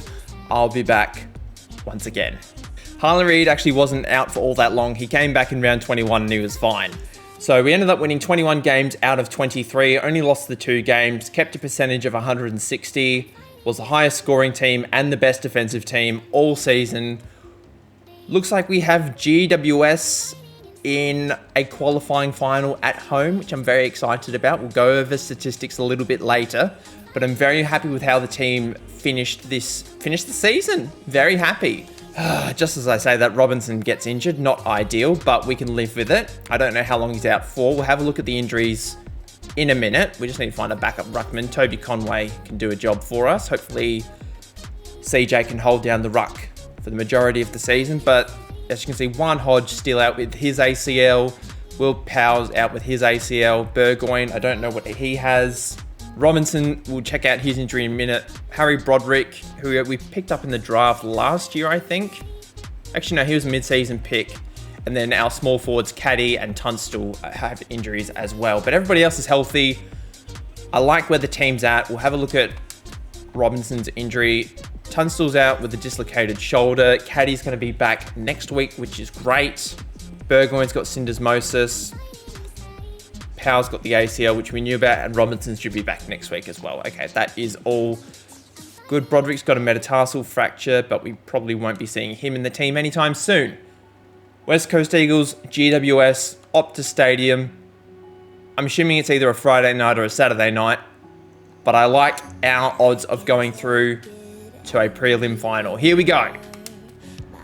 100-point win in the qualifying final. Harley Reid, best on ground, 53 touches, probably his best game of the year, I would say. He's had a good season. He missed a couple of games through injury, so I don't think he'll be a Brownlow contender this year, but I think he still had a good year. You know, probably not as good as last season. He was absolutely phenomenal last season, but our captain has been fantastic in this game. He's led from the front, dominated, kicked 9 goals to 2 in the second quarter, our team did. So we've got the week off. We've got the Gold Coast Suns, who ended up finishing second on the ladder in a prelim final at home. Neil Erasmus is injured. Robinson is back. We'll bring him in. He can go there. Who do we bring in for Erasmus? Stokes is healthy. We'll probably make him the sub. Is there anybody else that I wanted to bring in? Daniel Curtin is back, which is good. I think he had a foot thing. We probably could have brought him in last week, but for whatever reason I didn't. But he's been really good this season. He's up to an 87 overall now. And Caddy is also back. He can come in for Jed Walter. We don't really need 4 key forwards in the starting lineup. 3 is just fine. But I like our odds. We're in pretty good shape. We've been so dominant all season. It'd be really disappointing to lose at this point in time. Not every game has been like this, I promise. 205 point winners. 205 to 84. We're through to the grand final. It was over. They were actually leading at quarter time, but 12 goals to 1 in the third quarter really just blew the game out of the water. Harley Reid he's not a major ball winner, so I can't say he had his best game, but Allen kicked 9, Cadman kicked 6, Caddy kicked 4, Ben King for the Suns kicked 6 as well. What a game. Who do we play grand final day? It's the Giants. It's a replay of the qualifying final. If we play anything like we did in the qualifying final, we will be fine. But obviously, we're trying not to be complacent. Madden is going to come out with an injury. He's not going to play in the grand final. We're going to bring in Josh Fay. He's been pretty reliable for us, Josh Fay. He's played from time to time where Quainer couldn't play, and I think Vandermeer missed some time as well. And there was a few injuries sort of in and around our back line, and he's sort of come in and done a decent job, so I'm going to reward him with a grand final appearance. As we do one last look down the list, I can't see anybody that I want to bring in. We'll submit the team for the grand final. We've been the best team all year. It would be an awful time for us to choke at the last hurdle. Can we become back-to-back premiers?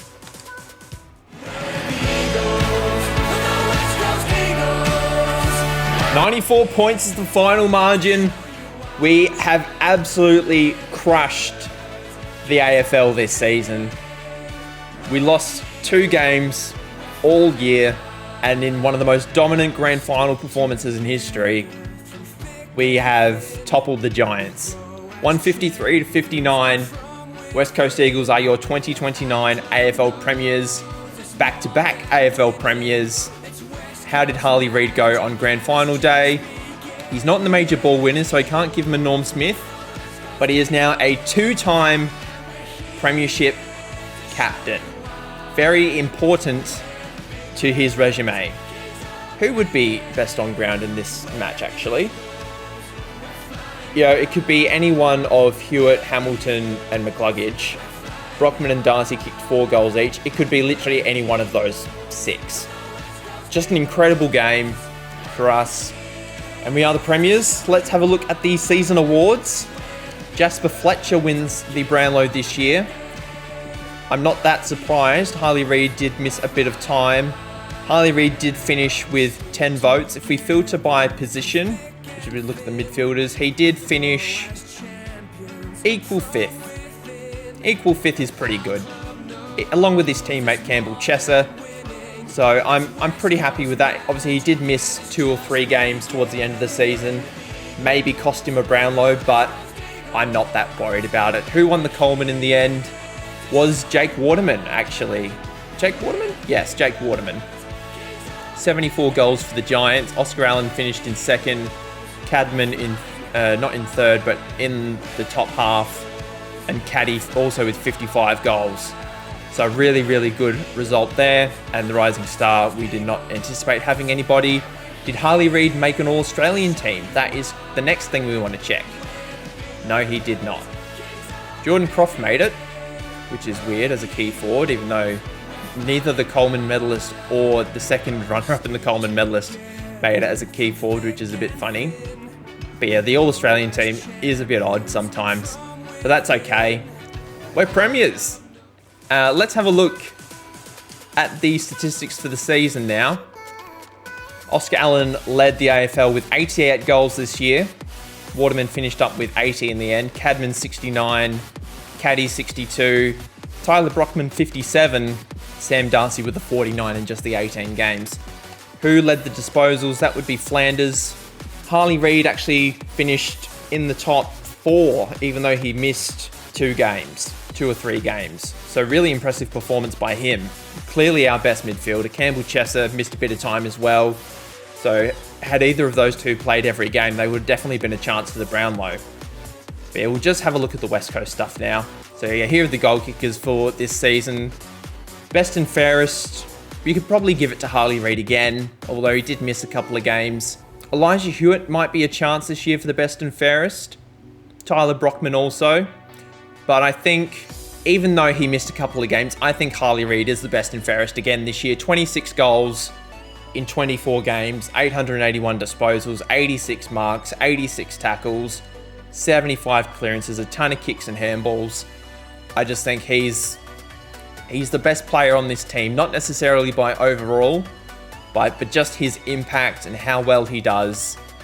He leads from the front as a captain. He's a 2-time Premiership player, 2-time Premiership captain. He's an All-Australian, just missing a Norm Smith medal and a Brownlow to really round out his resume.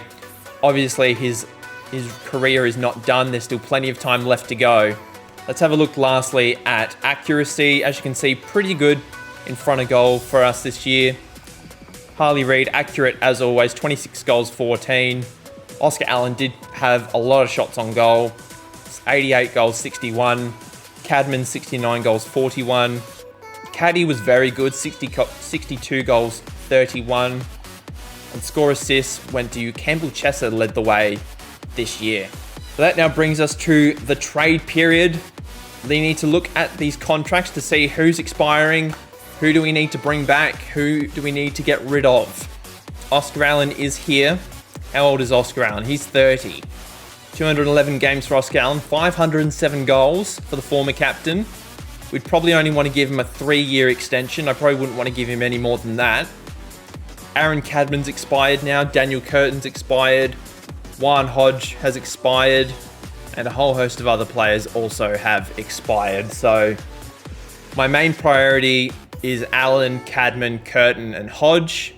Anybody else that we can bring back is just a bonus. So let's have a look, see what deals we can get done. I've been sitting here for about 5 minutes trying to figure out how I can bring everybody back with the amount of money that we have left in the salary cap. For those of you who didn't know, we'll go to Sam Darcy here. He's contracted for the next 4 years, but if we look at next year's salary situation, we only have 500,000 left in the books to bring in 12 players. Now, that's not counting everybody that is uncontracted.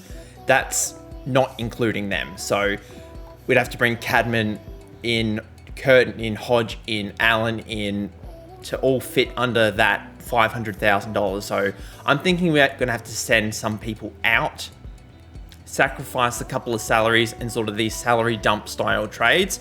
And I think I figured out a way to do it. There is this weird little bug in the game with the mid-season draft that if we go to the mid-season draft, we can look at the players that have been picked in the mid-season draft, for example, and we can see that Adam Chera has been selected by the Western Bulldogs. Now, if we go to the Western Bulldogs, actually the trade period's closed. Let's skip forward a bit. There we go. If we were to create a trade with the Western Bulldogs, we could go and negotiate a contract with Adam Chera. Now, because he's currently on a rookie contract, if we promote him to the primary list and give him a pay raise, even if it's the tiniest pay raise, he will accept a contract that we give him. Now, my train of thought is, and I don't particularly enjoy doing this, but it's the only way to try and keep this semblance of the team together. We're going to have to sacrifice 1 or 2 players to keep the core together. So if we offer Adam Chera a 9-year deal, I know he's 29 at the moment, so he'll be 37 by the end of this deal. I don't plan him being here at the end of this deal, but if we offer him 9 years for $90,000 a season, he will accept, which is a bit buggy, a bit cheap. Don't feel good about it, but it's the only way I think that we're going to be able to keep this team together. And the player that I'm going to risk for this deal is Hugh McCluggage. He's making $1.2 million a season. He's 31 years old, I believe. So we get someone that's a little bit younger. He's not as good, but can definitely fill the same role that McCluggage can.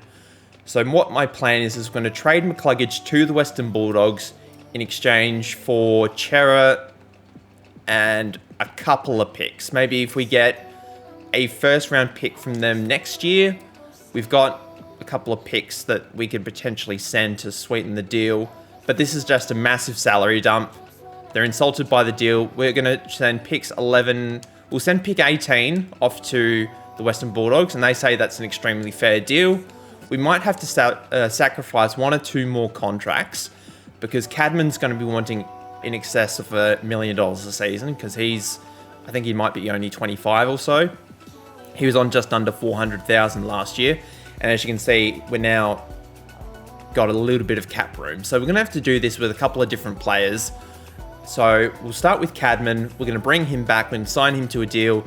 And then we're going to figure out which players that we can afford to let go to basically keep somebody else, if that makes the best sense. So I'm going to be using the mid-season draft method, as I'm calling it now, to bring in players that are still decent enough to fill the role on the cheap for getting rid of players that we potentially could be either overpaying or we just can't afford to have them on the books anymore because of how good the team is.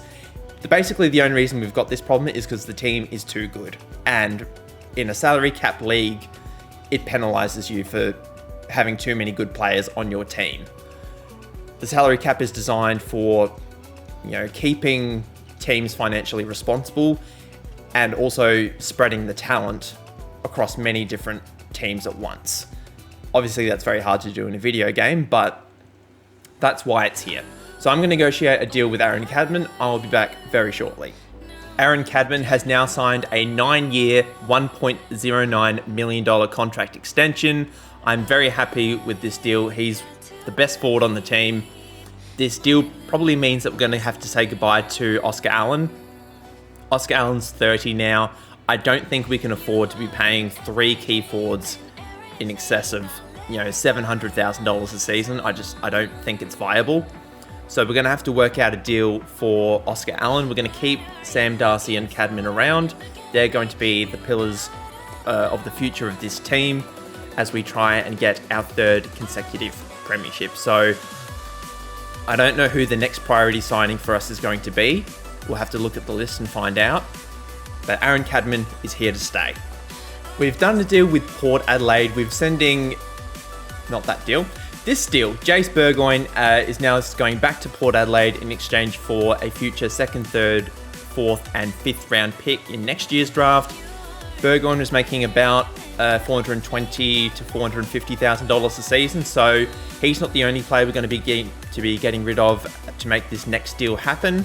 But we're going to be trying to bring back Juan Hodge, one of our defenders. So there's one other defender we're going to be getting rid of, and he's making about $500,000 a season because I feel like Hodge is going to be asking for, in the ballpark of $600,000 to $700,000. So I'm trying to create as much room as I can, basically, to fit as many players as I can under the salary cap.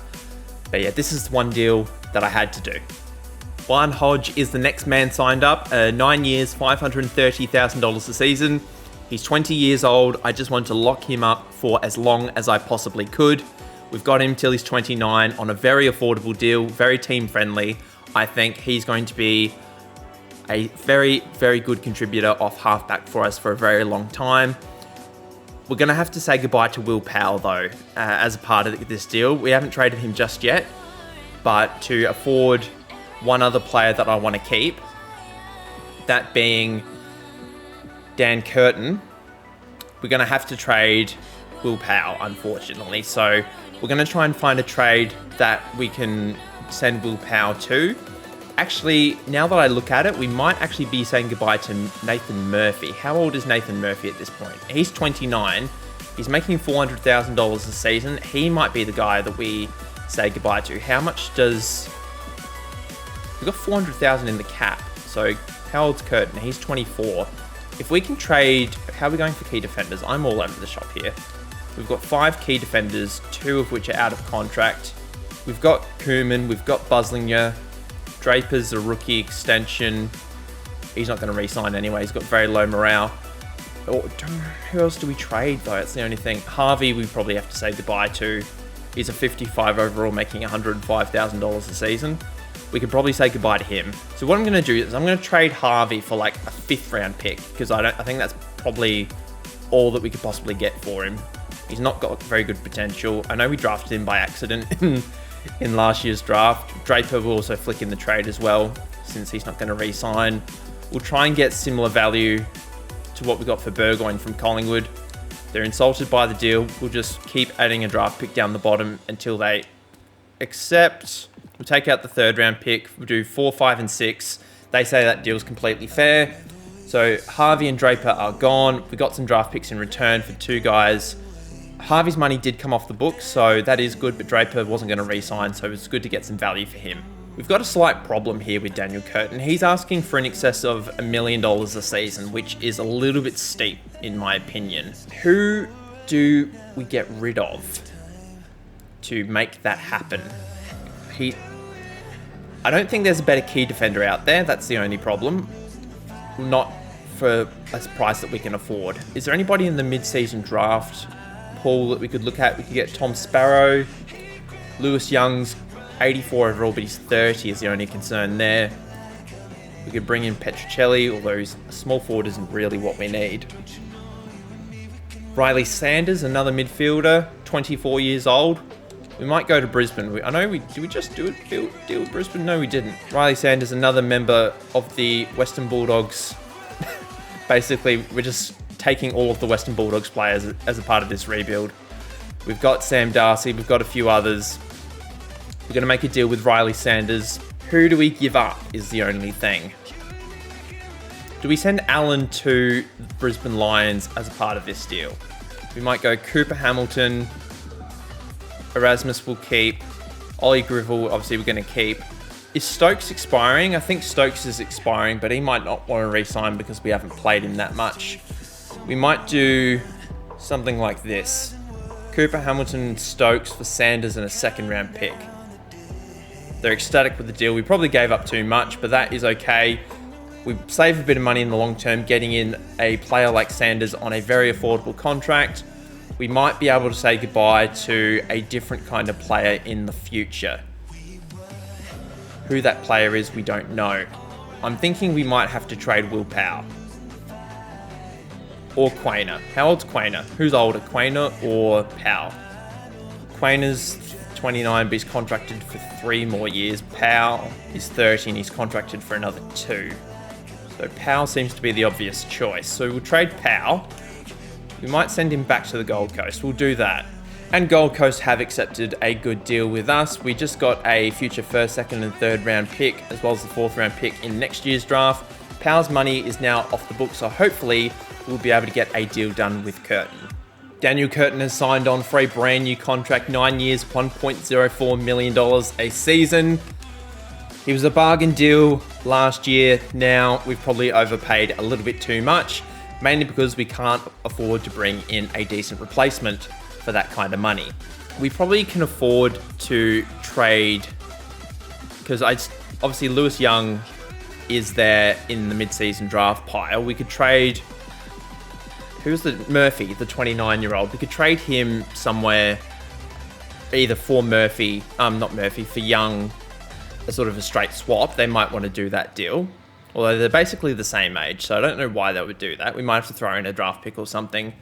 But that at least clears up about $400,000, maybe not quite $400,000 on the cap there. But we've also got to think about Harley Reid's contract situation, because he's He's due in 4 seasons' time, but he's going to want a lot of money to stay on. So we want to be as financially flexible as possible. So we might have to trade Murphy now in exchange for Young. I'm going to put that deal together. They accepted a straight swap. Very, very easy deal for us to make. Murphy for Young, very happy. We actually get the better overall player, and we get someone who's a little bit older, I think. I think he's a year older than Murphy, so that's probably why they accepted the deal. But in terms of a salaries point of view, that does put us a little bit under the cap, which is good. About just under $300,000 the cap. So who do we still have to bring back? We've kept the big guns. We need to trade Allen because he's got to go. We've got some rookie guys here that we're probably going to delist. We've got some rucks, 3 rucks here that we need to delist. Mills will probably delist. Cooper Sharman, what do we do with you? Does he even want to re-sign? No, he doesn't want to re-sign anyway. And we've got Della Franca and Broderick, who are also uncontracted. I think we do one more trade, and I know the trade that we're going to do is one of our forwards. We're paying Tyler Brockman over $600,000 a season, and I don't know why. Elijah Hewitt, I get. Caddy, got him for an absolute steal. Tunstall, absolute steal. But we can spend that Tyler Brockman money a bit better elsewhere. So what I'm going to do is I'm going to look for a deal for a small forward who's a bit more affordable. We might even go to the mid-season draft pool again and find a small forward. I think Petrocelli was there, who did actually used to play for us. So that might be the deal that makes the most sense. Who's he playing for now? He's playing for St Kilda. How old is he? He's 30. Is there a different small forward that I like the look of? Okay, we're going to do the deal with Petrocelli, I've decided. Very easy, 9 years, $90,000 a season. We can try and get as many of these guys under contract as possible. We've got to find Tyler Brockman now. They'll probably accept this straight up, so we might try and squeeze some more assets out of them. So what if we do first and second round pick, as well as a third round pick in exchange for pick 11 and Tyler Brockman? Hopefully they accept this deal. They say it's significantly less than what they're asking for. What if we throw in two third round picks, for this year? Close to reaching an agreement. What if we take out one of the picks?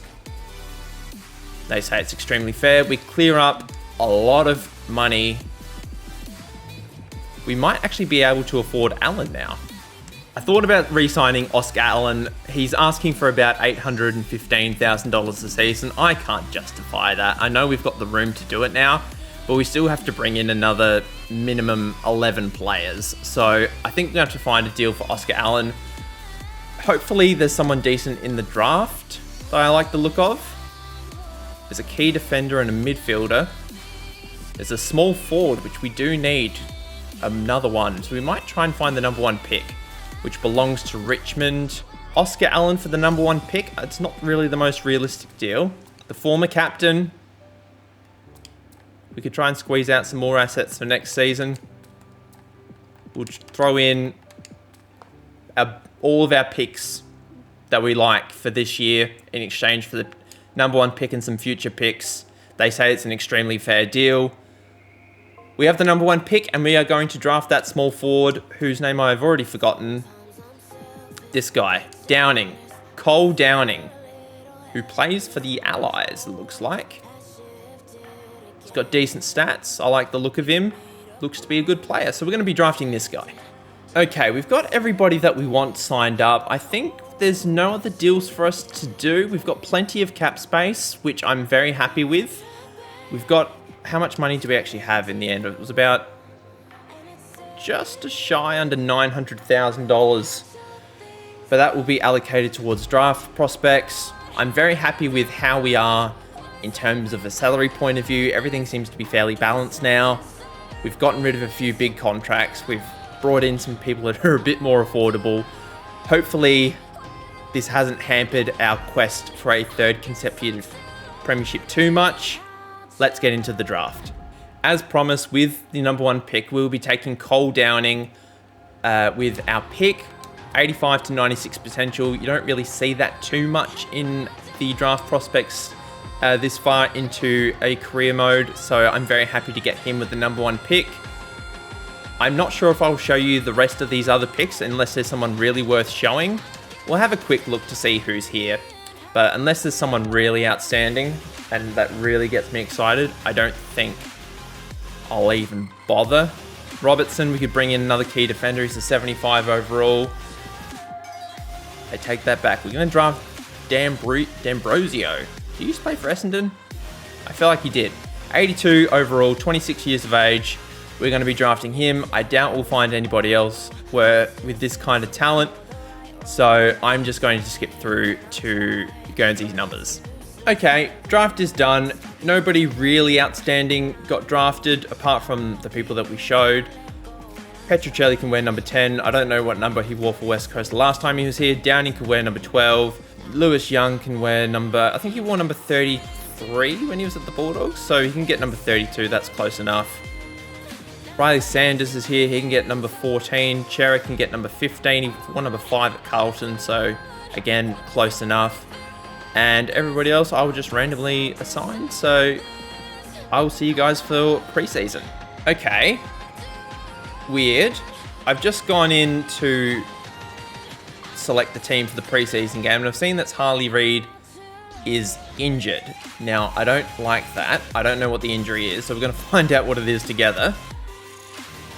It's a fitness test, so he's just not going to play the preseason game, which is fine. Ashcroft's out for 5 to 6 weeks with a foot stress fracture. I'd rather the injury be now than in finals, so I suppose it's good that he's injured now. But they're the only 2 injuries that we have currently. So I suppose we will deal with that in the best way we can. Riley Sanders is going to play on the right wing. Chesser can play on the left. We're going to need someone to play in the middle. We'll give that to Erasmus. Why not? But I'm going to tinker around for the season's team. Obviously got a few new faces, so we're going to be introducing those very shortly once I've put this team together, because currently it is a mess. Okay, the preseason team is put together. It's a little bit of a hodgepodge effort as we do have a few injuries to our midfield.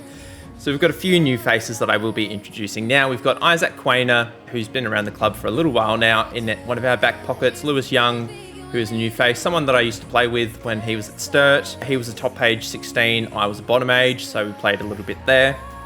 Juan Hodge, who's been around the team for a little while now, has got the 72 games to his name. Vandermeer, again, been around the club for a little while. Daniel Curtin, who we just gave a massive contract to. He's now a 90 overall, which is nice, so at least he's putting in the effort to improve, which is great. And then we've got Colby McKirker, who's another player that we're going to be wanting to sign up for a long time once his contract expires.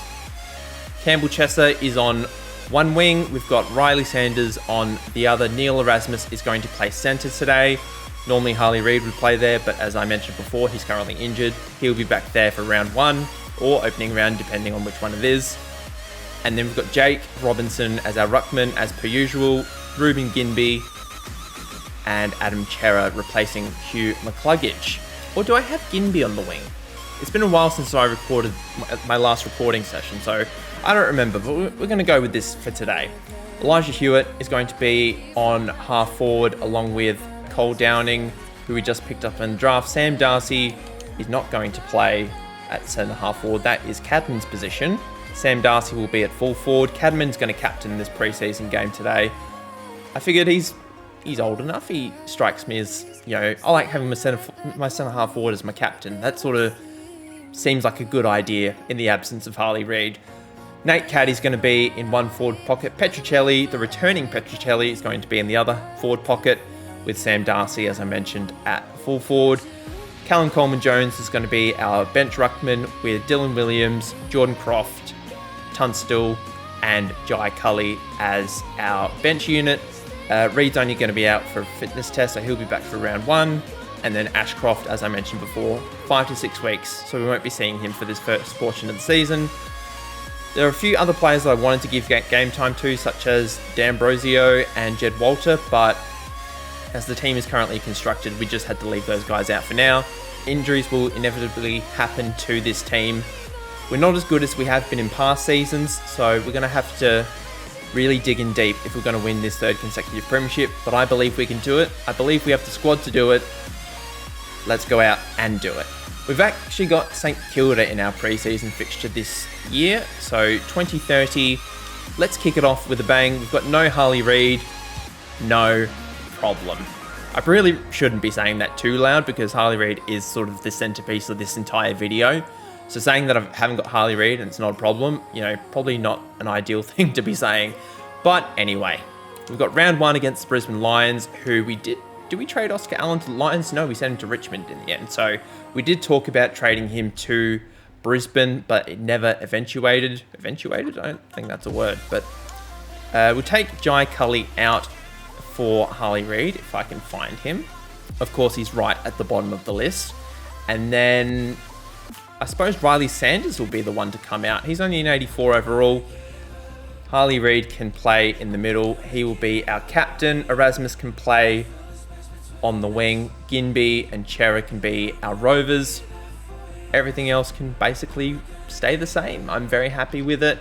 We got a nice win against St Kilda. I don't remember where St Kilda finished last year. I wish in the game we had more stuff like that so you could look up like previous seasons' results and statistics.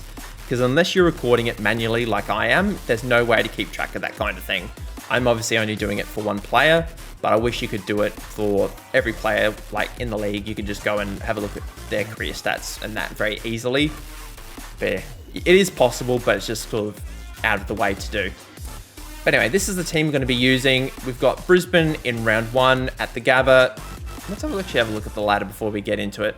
This is the results from Gather Round. Looks like Gold Coast absolutely smashed Fremantle. They've been quite good recently, Gold Coast, so we have to keep an eye on them. But we're away from home, first game of the season. Harley Reid, lead your team to victory in round 1. Which he did do. 41 touches in a nice win against the Brisbane Lions. 18-point winners in the end. It took a big fourth quarter. 7 goals to 1 in the final quarter away from home to get the job done. But I wouldn't say it's a convincing win, but a win is a win nonetheless. I'll meet up with you guys at the mid-season draft. We'll see if anything happens, if anybody interesting gets drafted, because if there are some good players available, there is a good chance we will trade for them in the future. So I'll be back very shortly. No, I won't. Harley Reid's just gotten injured again. So I literally clicked 2 buttons and what's he got? First of all, a calf strain for 2 to 3 weeks. So he's already gotten a few injuries to start the season. Not ideal. So I will still come back at the mid-season break, but if he gets another injury, I won't be happy. We've reached the mid-season point. We haven't lost a game yet, but Harley Reid has been injured on 3 separate occasions so far this season. He's back from injury as of this week. He just missed the last game with the fitness test. He had another game out with back spasms, and he has not been the only injury that we've had so far this year. Sam Darcy has ruptured his Achilles. Ginby's out with a calf strain. Harley Reid, as you can see, is out with a fitness test. Cadman and Darcy were out at the same time at one point. Wanganeen's dislocated his finger. Our backup ruckman has torn his ACL. And actually, CJ in real life just did his Achilles, so shout out to him. Our other main ruckman's torn his meniscus. So yeah, we are all over the shop with injuries so far this year. And that is actually our current injuries. That is not including the injuries that we've had previous to this. So who has been drafted so far? Akers, Fiorini, Jake Rogers, Jackson Archer, all players that we could potentially add to our team. Who is... Well, let's have a look at the top of the order first.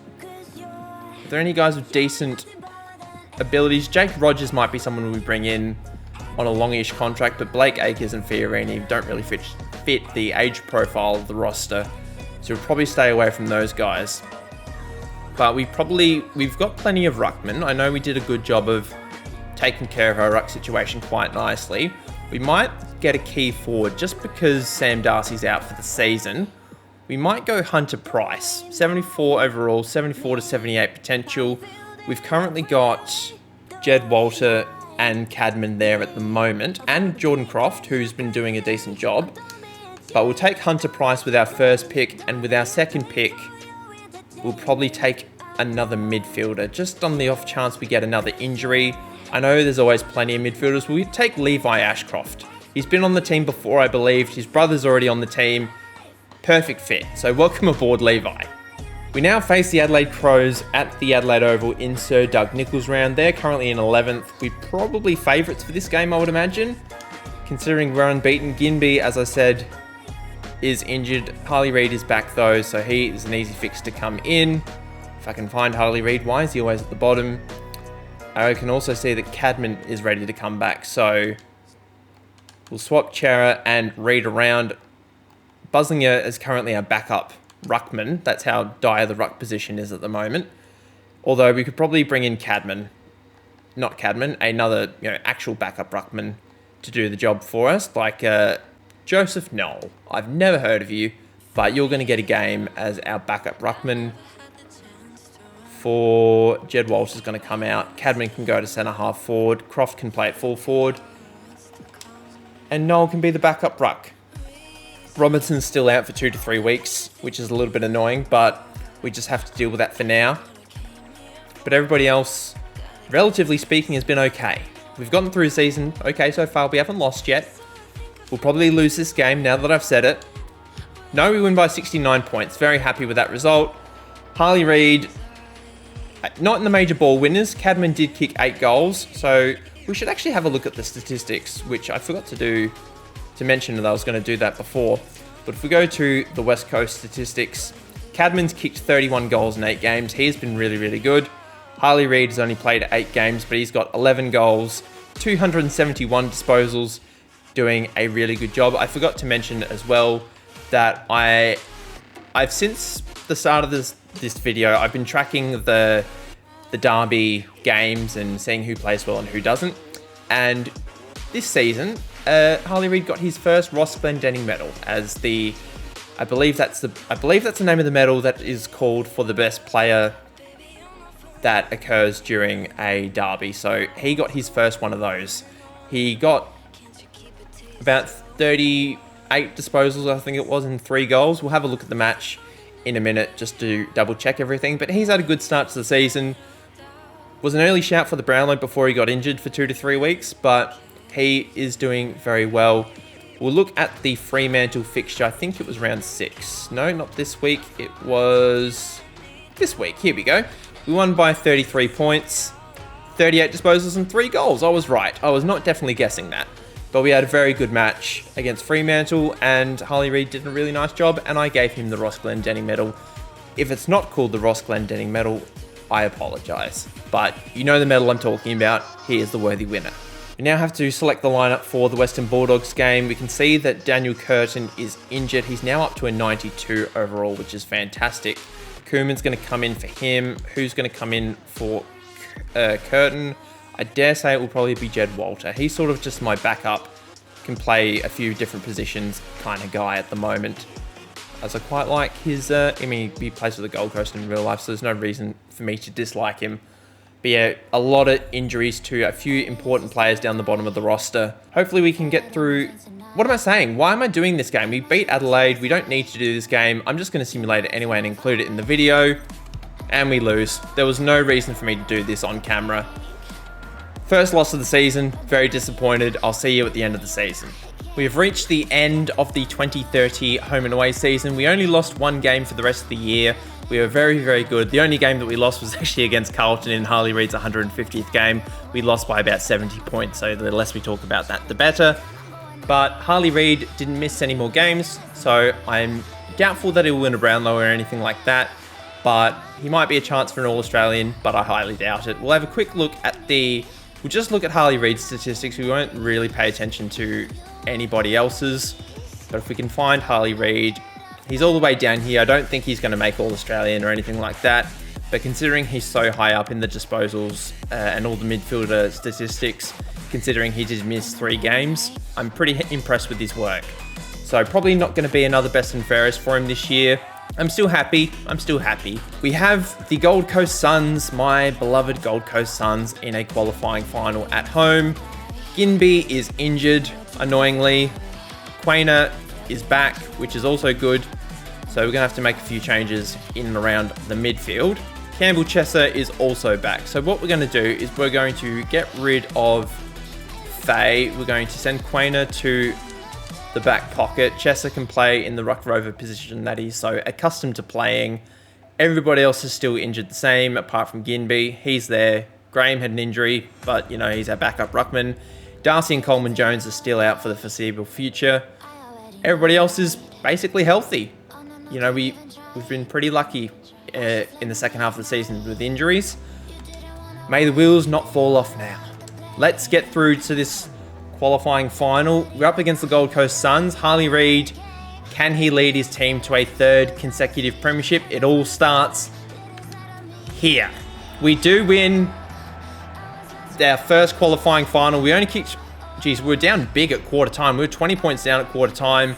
Fought our way back with 6 goals in the second quarter, 8 goals in the third, 5 goals in the fourth. Chesser was best on ground with 41 touches. Cadman kicked 5 in a very impressive display. Most importantly, we get the week off and we get to recover a little bit, where we now play Sydney, who did finish in second. I believe we played them in a grand final recently. As I said before, my memory is a little bit dodgy because it's been a while since I've touched the save file. But I feel like I've got a memory in my head telling me that we had a game against Sydney that was important. So we're going to have a look at the injury situation. Ginby is back, which is good. Who are we going to take out? Probably someone from our bench. We'll move Chera back to the bench. Probably going to be Tunstall, I think. We'll move Ginby to the wing. What am I trying to say? Chester's to the wing, Ginby to Ruck Rover. Hopefully we can win this prelim final, make our third consecutive grand final, and hopefully inch closer to another premiership. 62-point winners, dominant from the very start. Ashcroft was best on ground. Cadman kicked 6 more. Grand final bound. Who are we going to play? North Melbourne, who do have some very good players, North Melbourne. Obviously, Sheasel, McKercher, who used to play for them, is now on our team, so there's a bit of a revenge game for him. But they do have the hometown advantage, obviously, being from Melbourne. Hopefully we don't have any major injuries. Daniel Curtin is injured. I would class that as a major injury, depending on how long he is injured for. Koeman's going to come in. Daniel Curtin's going to miss out on another premiership, unfortunately. We are the West Coast Eagles. I don't feel confident, actually. I'm a little bit nervous, but I shouldn't be.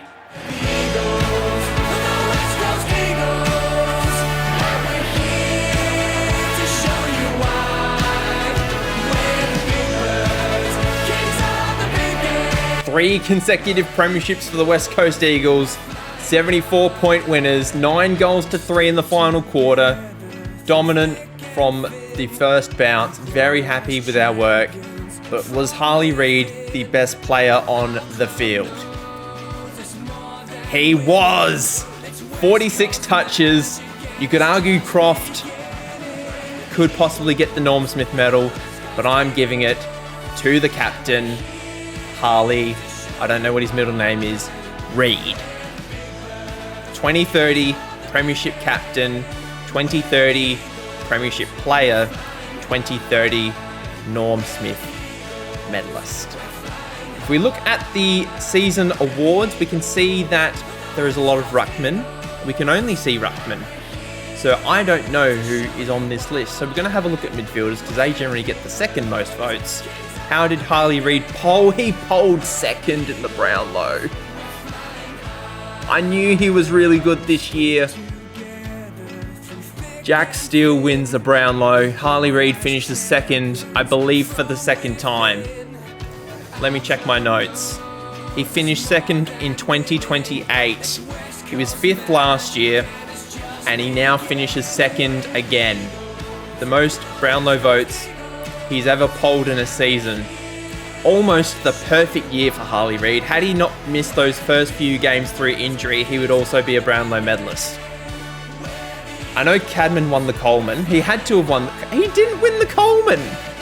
I suppose he did miss a few games. I mean, I feel like he kicked more than 59. How did the West Coast goal kicking look? Okay, we really shared the love quite a bit. We had 5 players kick over 40 goals. Not a good season for Sam Darcy, considering he tore his Achilles. Harley Reid's up in the top 10 of the goal kicking, and no downing in the Rising Star, our #1 draft pick, which is surprising. Where did Downing finish in our goal kicking? I was looking at the list, but I wasn't really paying that much attention. He kicked 32 goals, which is pretty impressive for a first-year player. But it is Harley Reid, an All-Australian. He is an All-Australian for the second time, I believe. He did make it in 2028, so I will be updating my little document that he is now a 2-time All-Australian, Norm Smith medalist. You would have to say best and fairest winner now, considering he's finished second in the Brownlow. We'll have a look at the rest of the team's stats. Cadman did lead the goal kicking for the team, 71 goals. Jordan Croft, with a bit of a breakout season in the absence of Sam Darcy, kicked 60 goals this year from full forward. Petruccelli was good, 49 goals for him. Harley Reid kicked the most goals out of any non-forward this year for our team. Harley Reid, you could make an argument that he is the best and fairest. It would be hard to go past Chera, who played every single game. Do we give it to Harley Reid? He did finish second in the Brownlow, so I feel like it's only fair. I'm trying not to be too biased towards Harley Reid here. We're going to give it to Harley Reid. It's decided.